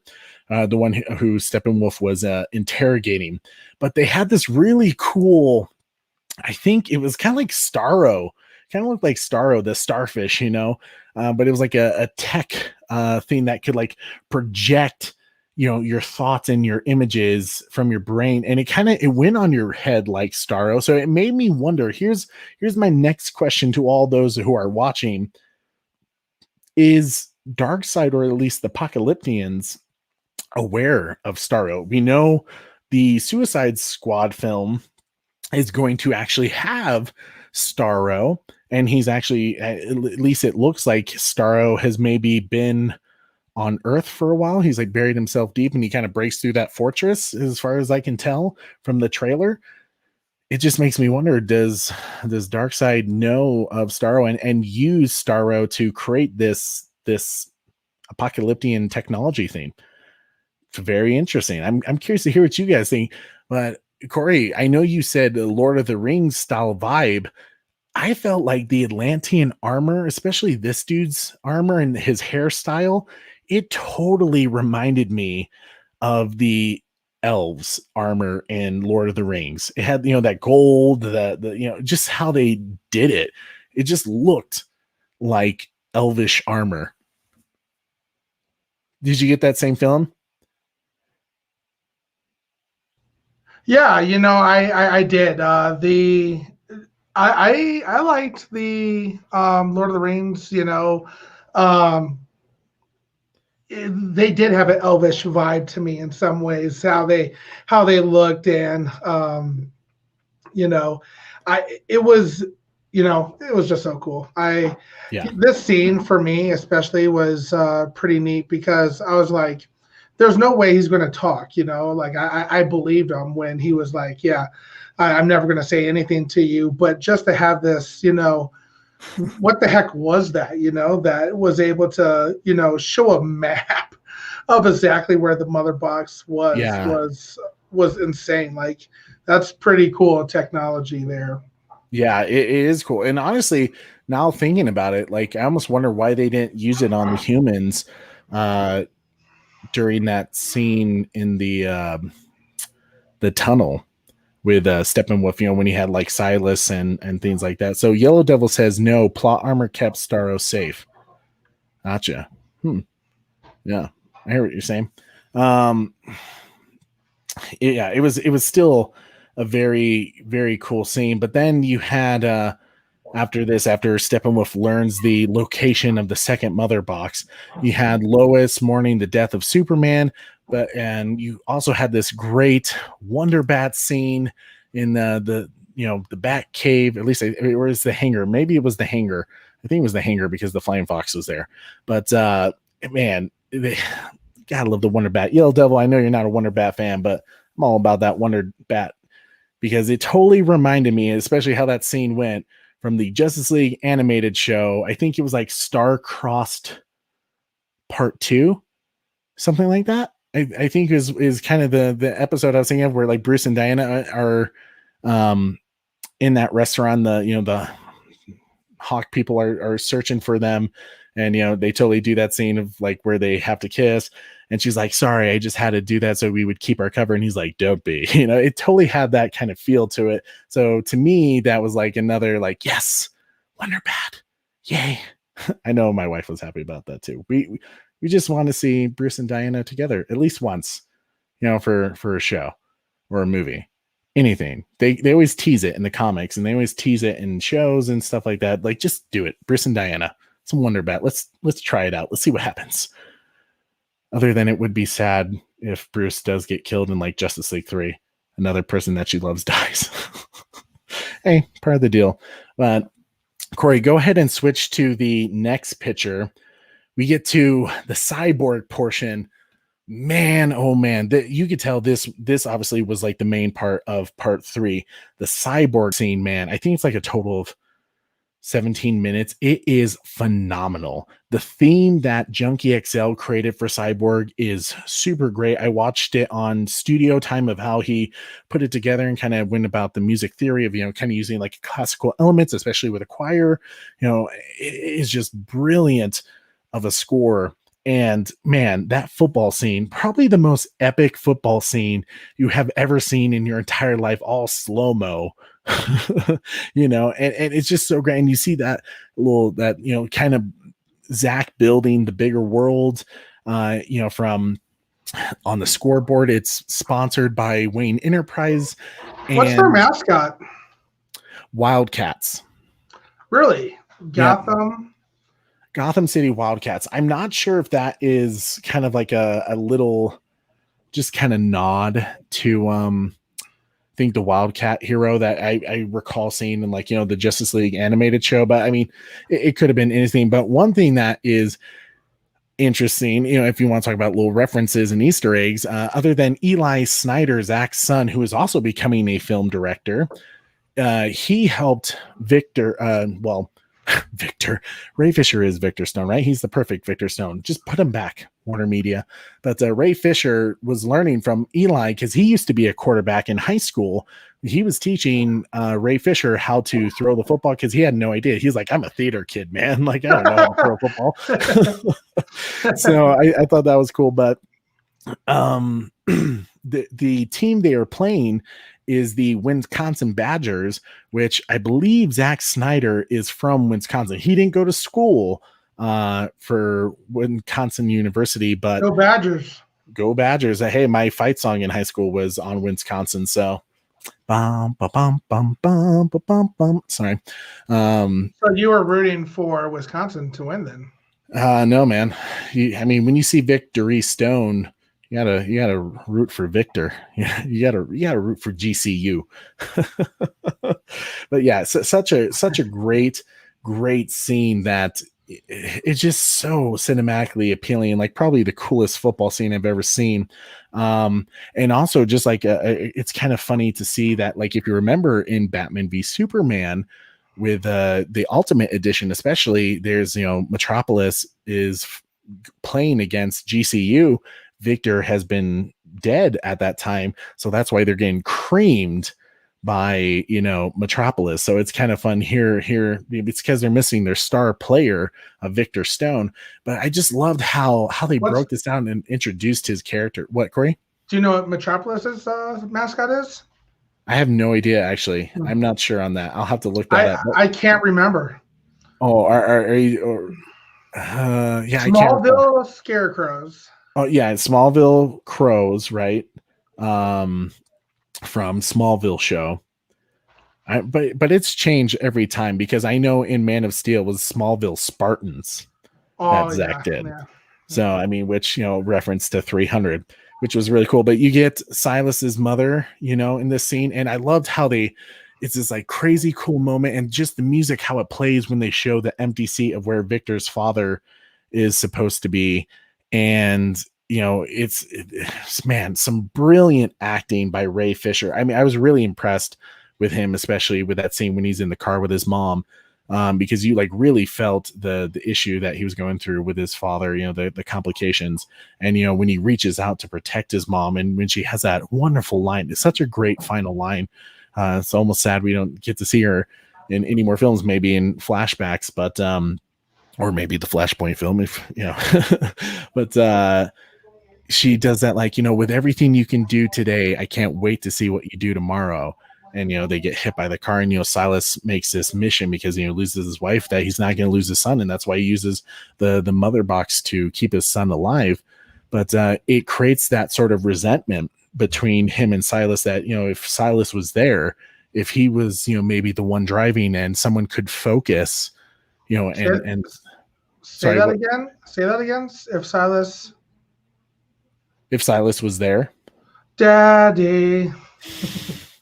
Daddy wasn't there to take me to the fair. It seems he doesn't care. Daddy wasn't there. You just said my father. No, I didn't.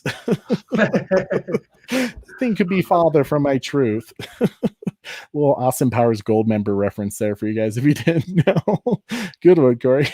But yeah, it creates this resentment between them that, you know, if Silas was there or just a part of his life, that, you know, maybe his mom would still be alive. And in a way, I think obviously Cyborg is not happy to be alive at that moment, because now his life has been stripped from him. He can't play football again. He's having to hide out in a house.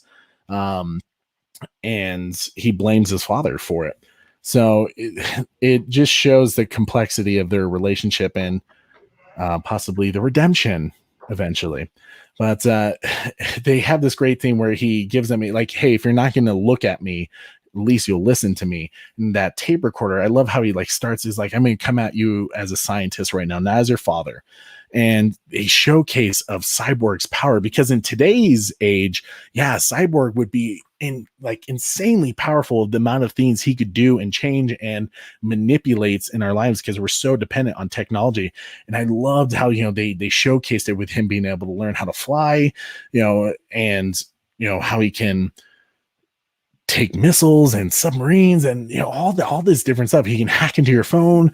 And maybe he was hacking into our show earlier, you know, trying you know, it was definitely Warner Brothers.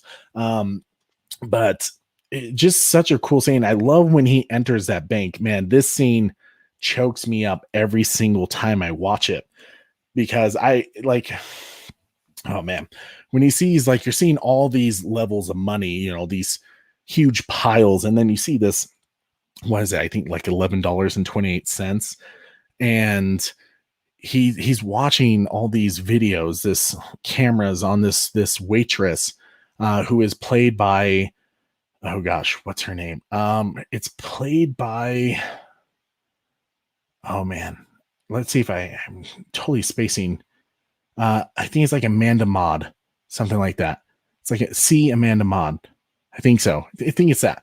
But she's in this small little part, and they do this really cool thing where, you know, it chokes me up every time, because she's this waitress. She's struggling to provide for her family. She gets crappy tips, and she gives some of her tip to this homeless person, you know, I think puts in like his guitar case or something like that. So she's like still trying to do her part to be a good citizen, and just can't get a break. And Cyborg is witnessing how wonderful this person is, and just wants to help her out and provide for her family. So he, you know, gives her $100,000 to change her life. And he did this amazing thing for this person, you know, as he's witnessing, you know, her excitement and her happiness because she can provide for her family now. And as he starts walking away, these freaking people look at him and they see him as a monster. They're like, oh my God, like who is, like, oh, and it kills me every time, because it reminds me of that same scene in Greatest Showman, where Hugh Jackman's character as a boy, you know, he's trying to get food. He's homeless now. His father has been dead. And that girl hands him an apple, but because she looks different, you know, and she did this kind thing for this kid that she doesn't even know. And she starts walking away, and because she looks different, these people just stared at her with like such disgust in her eyes. And yet this girl just did something amazing. It's the same thing with Cyborg. You know, he just did something wonderful for this girl. And it just like, it just shows you like the type of character Victor Stone is in this, where he fights for people that feel like they're like in a corner, like he did with his friend that you saw that quick scene where he like changed her grades, went in and, you know, hacked the system, kind of funny, and try to help her out because the school wouldn't. It just really goes to show that Victor like really will go out of his way, even if it's not to his benefit, to help people. And I think it's beautiful. I can't remember the exact quote that his mom says, but back at the scene where he's just, you know, kind of let's see here, sitting outside of the principal's office or dean's office, listening to his mom advocate on his behalf. But she's like, something to the fact of, Victor's son has a good heart. He helped her. What did you do? Yeah. It's such a powerful scene. And that whole Ray Fisher scene was amazing. But it ends with that clip of the parademon almost finds him because they're searching for the mother box. And it's that realization that he knows he needs to hide it because he's putting people at risk. But then it goes to Henry Allen and Barry at the prison because, Henry Allen was charged with killing his mother. And man, oh God, it's the same actor who played Dr. Manhattan. I'm totally spacing his name, who unfortunately will not be in the Flashpoint film. They had to get some other actor because of scheduling, which is unfortunate because he did an amazing job.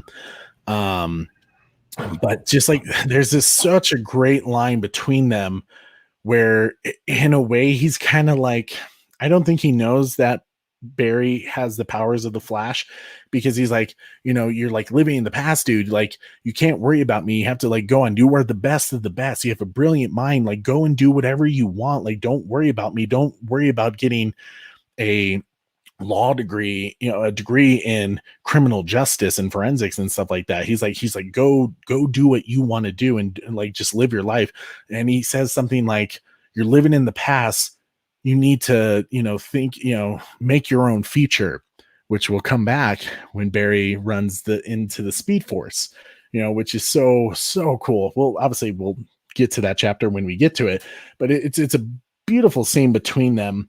And we go into more of Barry Allen's life where he goes to his hideout in this little like abandoned warehouse. And I love how it's just like, there's many books tons of books everywhere. There's TVs playing and he has a suit and you can tell he's like been designing it. And of course, Bruce is sitting in his second favorite chair.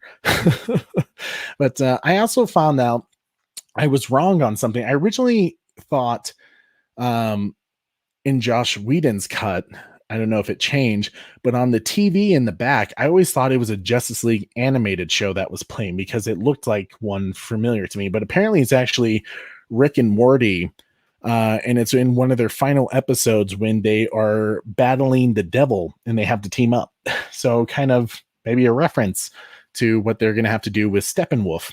So very, very cool that, Zach kind of is taking a look at that, but like, oh man, this is a fun scene. I know this was kind of the big scene that Zach showcased to a lot of Warner Brothers executives to kind of show the comedic elements they were going for in this movie. And it's a great scene with Bruce and Barry. And I love how he's just like, Barry's trying to deny it all the way through.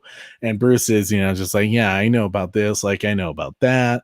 Like this is a suit that was made for space reentry, and then without Bruce, he doesn't know the kid's powers. He just says, screw it. I'm going to throw a batarang to make you prove it to me that you have powers. And, he throws it at him. And someone actually did the math of how fast that was. It was faster than a blink of eye. I think someone says it was like less than like 0.3 milliseconds, something like that. Which is really, really cool. I love when people like do the science of how fast Barry Allen is. Because it's just really cool. But I just love that whole scene where Bruce is like, I need team members. I need someone, there's people coming. He's like, stop right there. I'm in. And Bruce is just like so surprised, like, oh, what? Huh? What? And you also, the scene gives you just a lot of, I'm sure if someone paused that scene and just like broke it apart, you could probably see more details about Barry's character. But I love, the gorilla sign language, obviously referencing Gorilla Grodd. So it definitely tells you this Flash has gone through a few things. It's kind of unfortunate that we haven't seen some of the things he's gone through that have brought him here. But this is definitely a somewhat experienced Flash, even though he's on the younger side. Do you think Batfleck was regretting it when after Barry Allen said, I need friends? And he's like, Bruce and Barry in the comics have always had like a special relationship because they both lost their parents to a crime essentially, and they're both detectives in a way, and so they have a lot of similarities. And I think Bruce really kind of takes a mentoring role with Barry that he's grateful for. I mean, especially like that you read in the Flashpoint comics, him and Barry are quite close.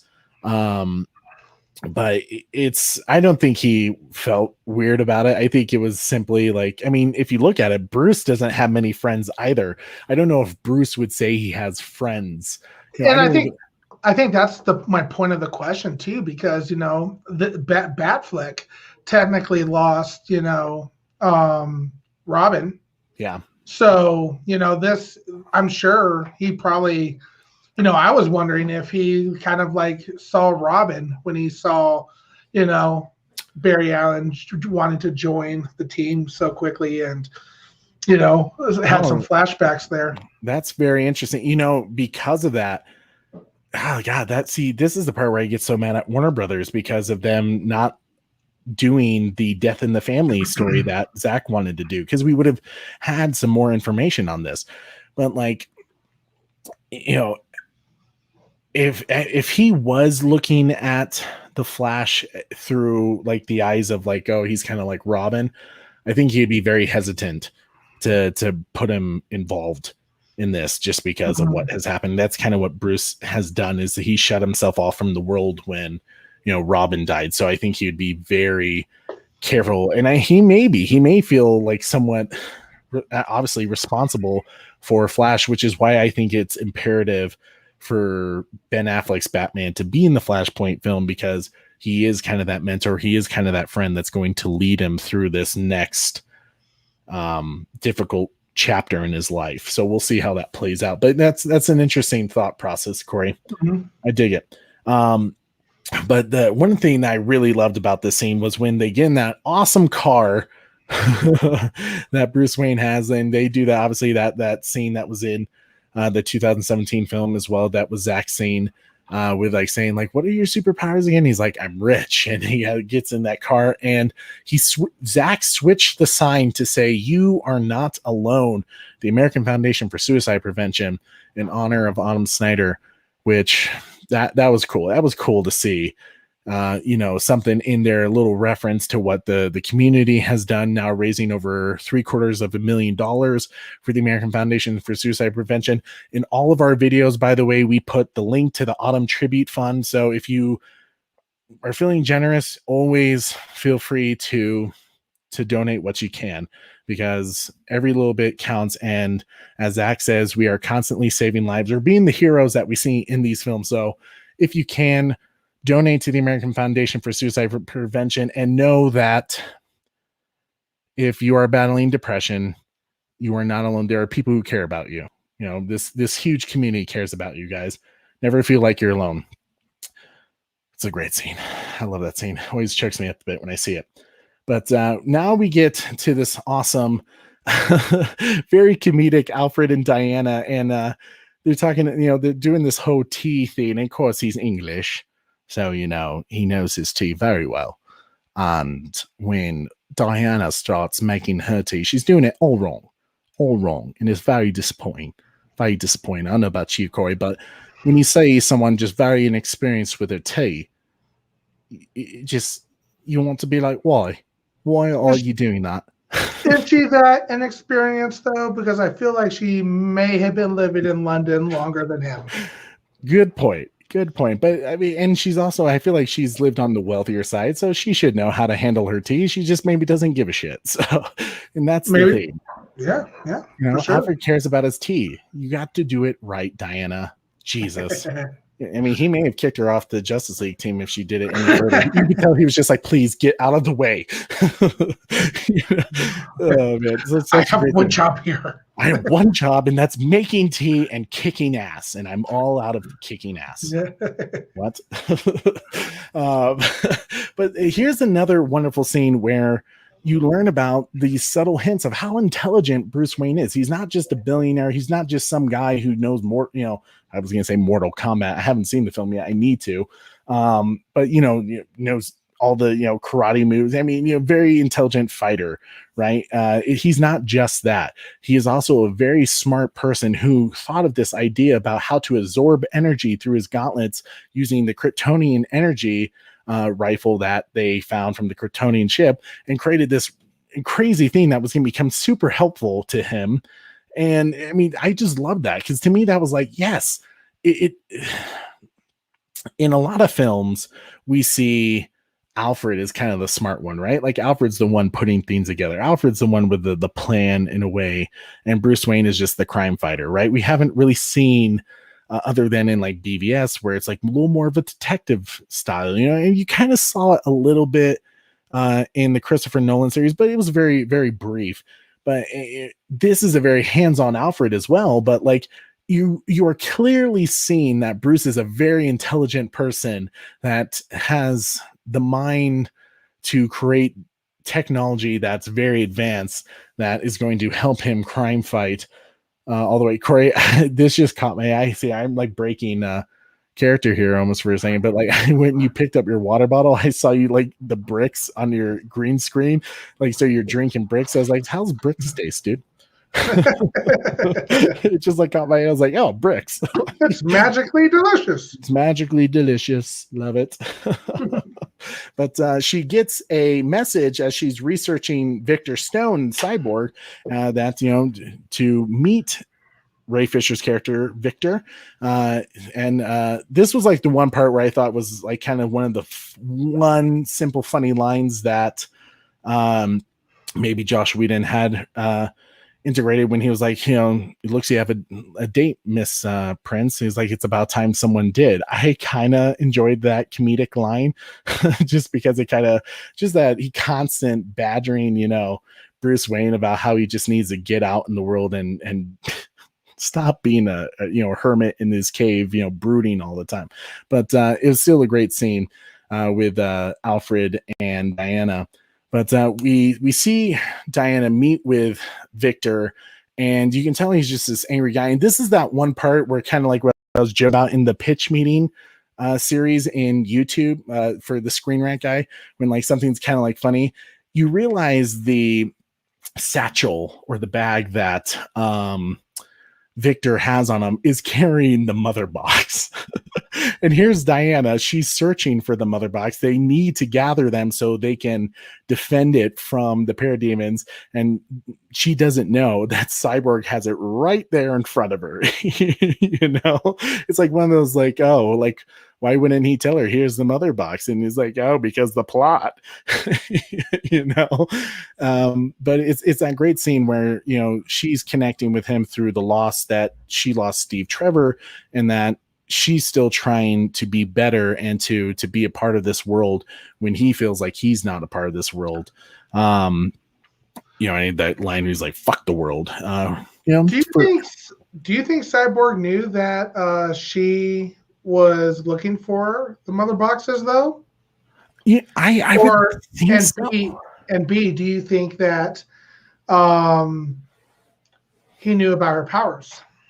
I think he did, because didn't he call, why are you and Batman looking for me? And she even asked him like, how do you know who I am? And he's like, I know a lot more than you think. I would guess he knows. I mean, because if you think about it, Bruce would be looking for the mother boxes through his supercomputers, and Victor would have all the information he would need to search for that, to know that knowledge. So I would think I don't know, maybe he did know about it, maybe he didn't know about it. But I'm gonna need you to get all the way off my back about it. But okay, let me get off that thing. But it was, to me, that was like the one part that I just noticed the other day from watching it for like the 15th time. That I was like, oh, he has the mother box right there that he's about to bury in his grave, which is another great scene of just symbolism, of how this thing brought him back to life, and here he is burying it, in the ground. But it's a cool moment. But here's another little Easter egg that I really dug. Oh, and here I actually have a question for you guys too. Now thinking about, thank you, Corey, for bringing that up, because that picture actually brought the question up in my mind. So when I saw the scene, you get Ryan Choi showing Silas Stone the laser from the Kryptonian ship that's able to make a 3.5 million Kelvin, which is the hottest thing on Earth, which is what I told my girlfriend on prom night. I love that so much that Ryan Choi said that. But the themes behind Ryan Choi from the Kryptonian ship, do you guys think that's kryptonite? Is there more kryptonite? I think there's more kryptonite. I think this is going to become very valuable. Well, obviously it's very valuable, but I think there's a possibility that could become part of the story for like Justice League 2 and possibly Justice League 3 when we get into the nightmare and Batman has to stop evil Superman. Just let me know in the comment sections. I was really curious if you guys think that is kryptonite, because I think it is. What do you think, Corey? Is that kryptonite to you or just lights? I know I'm gonna have to rewatch this scene again because it's certainly glowing like kryptonite. So what? Yep. That was a good point to bring up. Sorry to interrupt you. You might have just debunked me right there, because doesn't kryptonite not glow unless if Superman's around?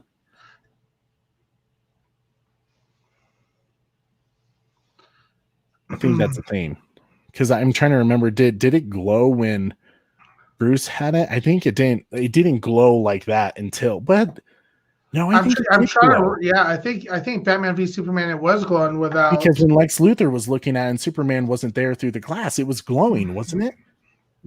I think it just glows even more. Yeah, we're gonna have to look back at that. That's a good question. Yeah. We'll have to look into that because I'm not sure about that. But good point. What were you about to say, though? Sorry to interrupt you. Man, yeah, I lost it now. Let me think about it. I get back to it. Yep. No, it's okay. I did it.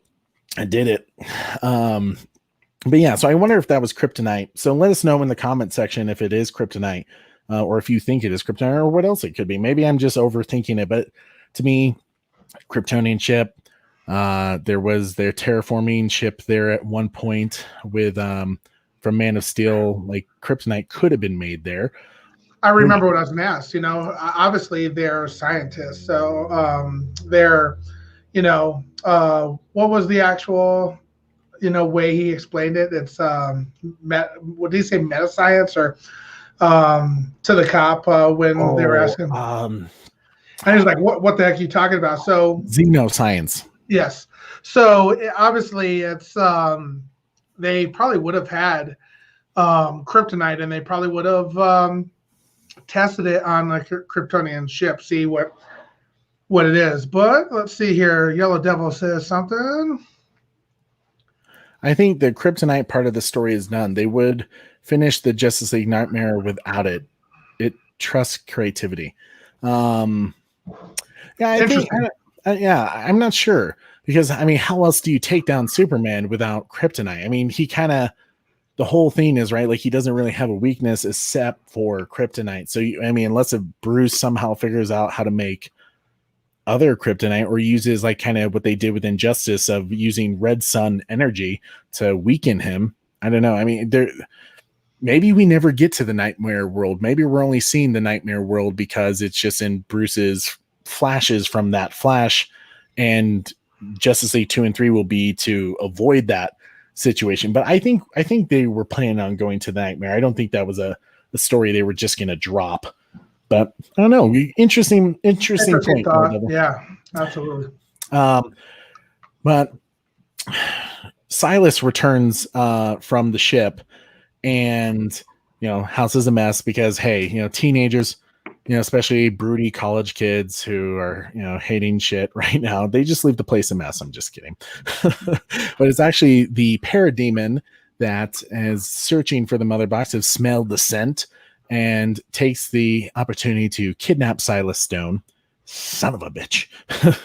But then it cuts to the scene at the GCPD, and this is the Easter egg that I was like, when I saw it, I was like, oh my God. It was Gordon and Crispus Allen, who, if you don't know in the comics, he's a GCPD detective, and at one point in the comics he dies and becomes the Spectre, which is really, really freaking cool. I don't know if Zack ever planned that, but it was just kind of a nice subtle nod to, a much larger DC theme that is really cool. And like J.K. Simmons, man, and James Gordon, we need to see that continued. Hashtag make the Batfleck movie. I need to see more of that dude as James Gordon, because even though we got slightly a little bit more in Zack Snyder's Justice League, me personally, I want more of that film. I want more James Gordon in Batman, right? Because it's good. But then we had that another great comedic scene with the Flash and Bruce and Diana leaving the plane, and Barry meets. Did I say Ezra? I think I may have accidentally said Ezra instead of Barry. But Barry meets Diana. He does that whole great hi, Barry, I'm Diana. And seeing the bat signal is just so great. And I love that look that Diana gives Bruce when he's like geeking out about the bat signal, and she's kind of like, this is the guy that's on our team that's supposed to help us fight a huge war. Like, I don't know, Bruce, like, this is batshit crazy at this point, which kind of is. But let him do it. He can do it. Oh my God. I love that line. And then you get this Atlantean mother box scene. Like, man, this was crazy cool. Like, once again, this is kind of the continuity thing of, with James Wan not really following what Zack Snyder did with Justice League, but with the bubble talk, or the dolphin language that they use to kind of communicate to each other underwater, wasn't used in Zack Snyder's Justice League. But to me, I didn't have a problem with it. It was like a cool, and you would honestly think like, why wouldn't they kind of embrace that kind of language in some form of way? But man, Corey, was that scene crazy? Like Mira, played by Amber Heard, she is a badass. I'm gonna turn you into a raisin, big fella. She just started sucking all the water, sucking all the moisture out of them. Like, if you think, and I love that because I remember my brother-in-law Ben, when she made the bubble talk the other day, he was like, I don't understand why she does this. Like, why does she need to talk to Steppenwolf right now? Like, she's fighting him. It's like, she's not doing that to talk to him. She's doing that so she can suck the moisture out of the dude. And once he realized that, it was that kind of that thing of like, oh man, that's actually like super badass that she does this. And like, if you think about it, Mara almost killed Steppenwolf right there. It would have been problem done. Desai would have been like waiting by the phone, just like, where's Steppenwolf? I haven't heard from him. Like, this sucks. You still owe me 50,000, big fella. Owe me 50,000, and so it's so cool to see her like throw down, because Mira is a badass. Like, she could handle her own, but obviously, she's into a little bit of a further battle, and Aquaman saves the day, to check on things about the mother box, and you got this, obviously, Steppenwolf is able to prevail and get the second mother box of the Atlanteans. But here's the one other issue that I had with Zack Snyder's Justice League. And honestly, it's not even Zack Snyder's fault, because this is once again James Wan. One, you have Mira doing kind of more of an English accent, which I was fine with, compared to what she does in the Aquaman film. But you also she also had an English accent in the 2017 Justice League film. This one was just a little more heavy. But she says to Aquaman, Arthur Curry, that her parents are dead, and that Queen Atlanta, Aquaman's mom, took her in, and she was raised by Queen Atlanta. First off, her father is in Aquaman. Way to drop the ball on that, James Wan. Like, what the fuck? And that line was also in I just only realized it now, well, not now, but after I saw Zack Snyder's Justice League, that scene was also in the 2017 film. So one of Zack's scenes that was used, where she says, my parents were killed in the war. So James Wan clearly chose to say, fuck it, her dad is alive. Or maybe someone maybe could say, well, maybe she doesn't trust Aquaman, and just went with the story to make him sympathize with her. I mean, that's certainly possible. It just seems like a weird thing to lie about, you know? I mean, but that was literally my like one continuity continuity error issue with this film. Well, in terms of what James Wan did, not Zack, because obviously Zack did this first. But yeah, so it then goes on to Cyborg. He learns that his father has been kidnapped, and he sees the bat signal. Go ahead and switch to the next picture, Corey. Sorry. He learns that his father has been kidnapped, and that he has to go to Batman and Diana for help. And then you have Steppenwolf giving Darkseid a bit of a briefing update about where he's at with the mother boxes, as he has now conquered. The second one is looking for the final mother box. Man, chapter 3. I feel like chapter 3 was like very emotional roller coaster. What do you think, Corey? Yeah, wow. So much in that scene, in that chapter, some big scenes as well. And, Steppenwolf getting to, and the Atlantean battle scene, man. And then it's hard, you can't forget that, it started off with, Flash, saving and Cyborg. So there's like so much in that chapter alone that made that one a special one for sure. So it's a ton of character development for sure. Absolutely. Like this is what we were missing in the Justice League movie in 2017. This was what we wanted. We wanted this character development, and boy did we get it in chapter 3. Yeah. Both chapters, chapter 2 and 3, like very solid in terms of really developing the villain, some of the new heroes that we haven't seen really before, other than their little cameos in BVS or in the Suicide Squad film with David Ayer. But Zack has done so much great little Easter eggs that it's only getting better, and at this point, I feel like because he did added the chapters, maybe that helped in a way to kind of break it down in people's minds to not make it feel so long.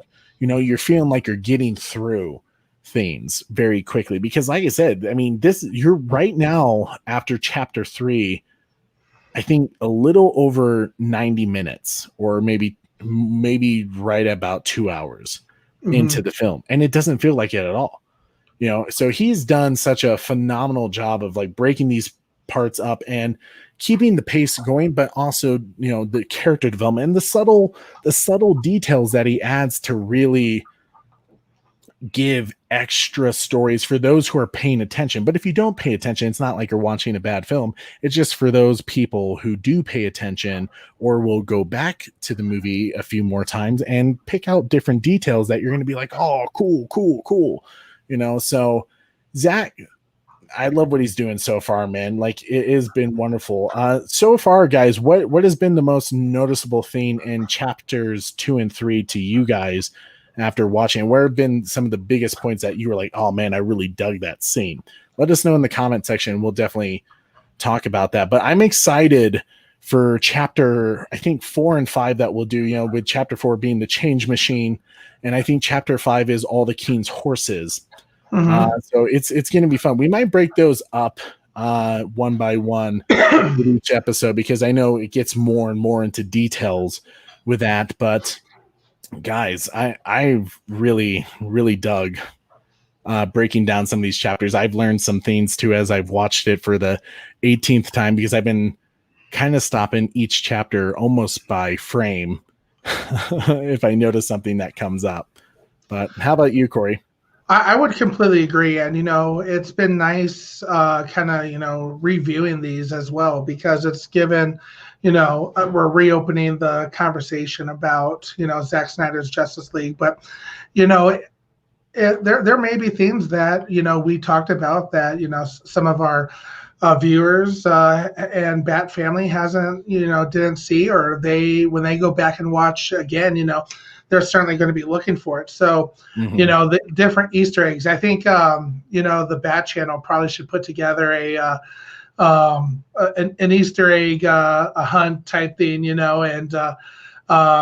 checklist for the fans to make sure they got to see all the some of the crazy things that you've even picked out as well. So it's been a lot of fun this go around. Yeah, I agree. It helps me enjoy these films even more when you can kind of break it down and understand the different messages that are in symbolisms in each scene and in the script and things like that. I think it really helps you kind of appreciate what the story writer and the director and the actors are trying to do with their characters and what they're doing in the overall scheme of the film. So Yellow Devil, my man, says the biggest thing is probably that Mara's the best girlfriend you can get outside of Gotham. I had to show that one. That one made me laugh, but not according to Johnny Depp. Ooh. Sorry, that was probably bad humor right there. Poor taste in humor right there. I apologize. So Cyborg's backstory was the cut that hurt the most. Absolutely. Yeah, they should have never cut Cyborg's storyline because it was phenomenal. And especially Ray Fisher's performance was brilliant. I mean, that's the best way you can put it. I mean, this guy, it was his first movie. He was a theater actor, and he's brilliant. I mean, theater is different from, I used to work at a classic theater, with, musicals and dramas and comedies and stuff like that. And I know the actors. It's a much different beast than film. And you honestly probably could say, well, theater is harder. Yeah, it is, because you have to know your lines and get it right the first time, rather than film, you can stop and redo it. If take 2, take 3, take 4, you only get one shot with theater. So you have to be very on top of things, but it's still a different beast of how to pose, especially when there's stuff there that you can't see. It's not like they have to deal with CGI, here they are. I was going to ask you that. Can you think of any reason as of right now why Warner Brother would even want to cut out the Cyborg backstory? Honestly, if I'm to not based on emotions on it, because part of me of emotions would say, because of what I've heard from Ray Fisher, is some maybe racial reasons, that were kind of gross, but that they would take out things like that.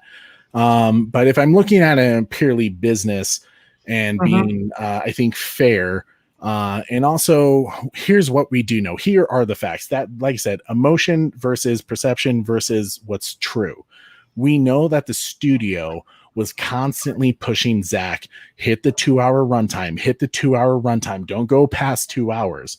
They'll usually, they say that they cut it that short because 2 hours, because, if you have a 2-hour film, it can be played in theaters multiple times throughout the day. So more people can attend it. So they don't want those long films, but they say 2 hours, even though that sounds really short nowadays for films, even, or at least for a good film. They say 2 hours because they know the director's going to come back with at least a 2 hour and 10 minute, 2 hour and 14 minute cut, and then they'll try to cut it down from there. So runtime, I think it was simply cut for runtime, and it's a very heavy scene. They were trying to make it dark, as they kept telling Ray Fisher, we didn't like how his character was an angry black man in America. And it was does that matter? Why are you making it a story like that of an angry black man? Why is it not just a dude who's going through some shit? Because he is. I mean, how would you react if you lost your mom, your father was never there for you, and now you've completely lost your life? You're a football star who probably was going to go to the NFL. You wouldn't be an angry person about that? I think so. So runtime is the fact. Was there different motives behind it? Maybe. For you to decide. But I'm curious, guys. Out of curiosity, what I think, what was people's opinions on the chapters 2 and 3, Corey? What are people liking? Yeah, It went pretty good. Let's see here. We went over Cyborg's backstory. Was the cut that hurt? It was from Yellow Devil? Yeah, Yellow Devil. That one there. And let's see.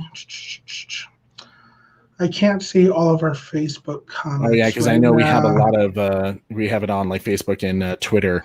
Yeah. So definitely, if you're ever watching us through Facebook and Twitter, definitely join us on YouTube next time, because we'd love to see your guys' comment and like chat about it with you guys from here. Because I mean, it just makes it easier to interact. While I love and appreciate all the support of you guys watching on different avenues, we definitely want you guys to be on YouTube to watch us.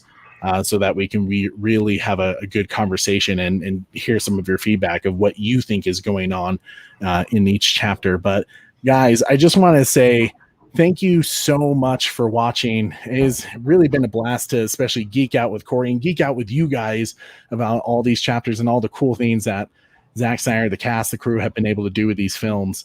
And it's made it more special for me to enjoy as I start to learn even more as I do all my research, because I spend like hours researching every little piece that I can to bring it to your guys' knowledge, because that's what it's all about, all the fun things, right?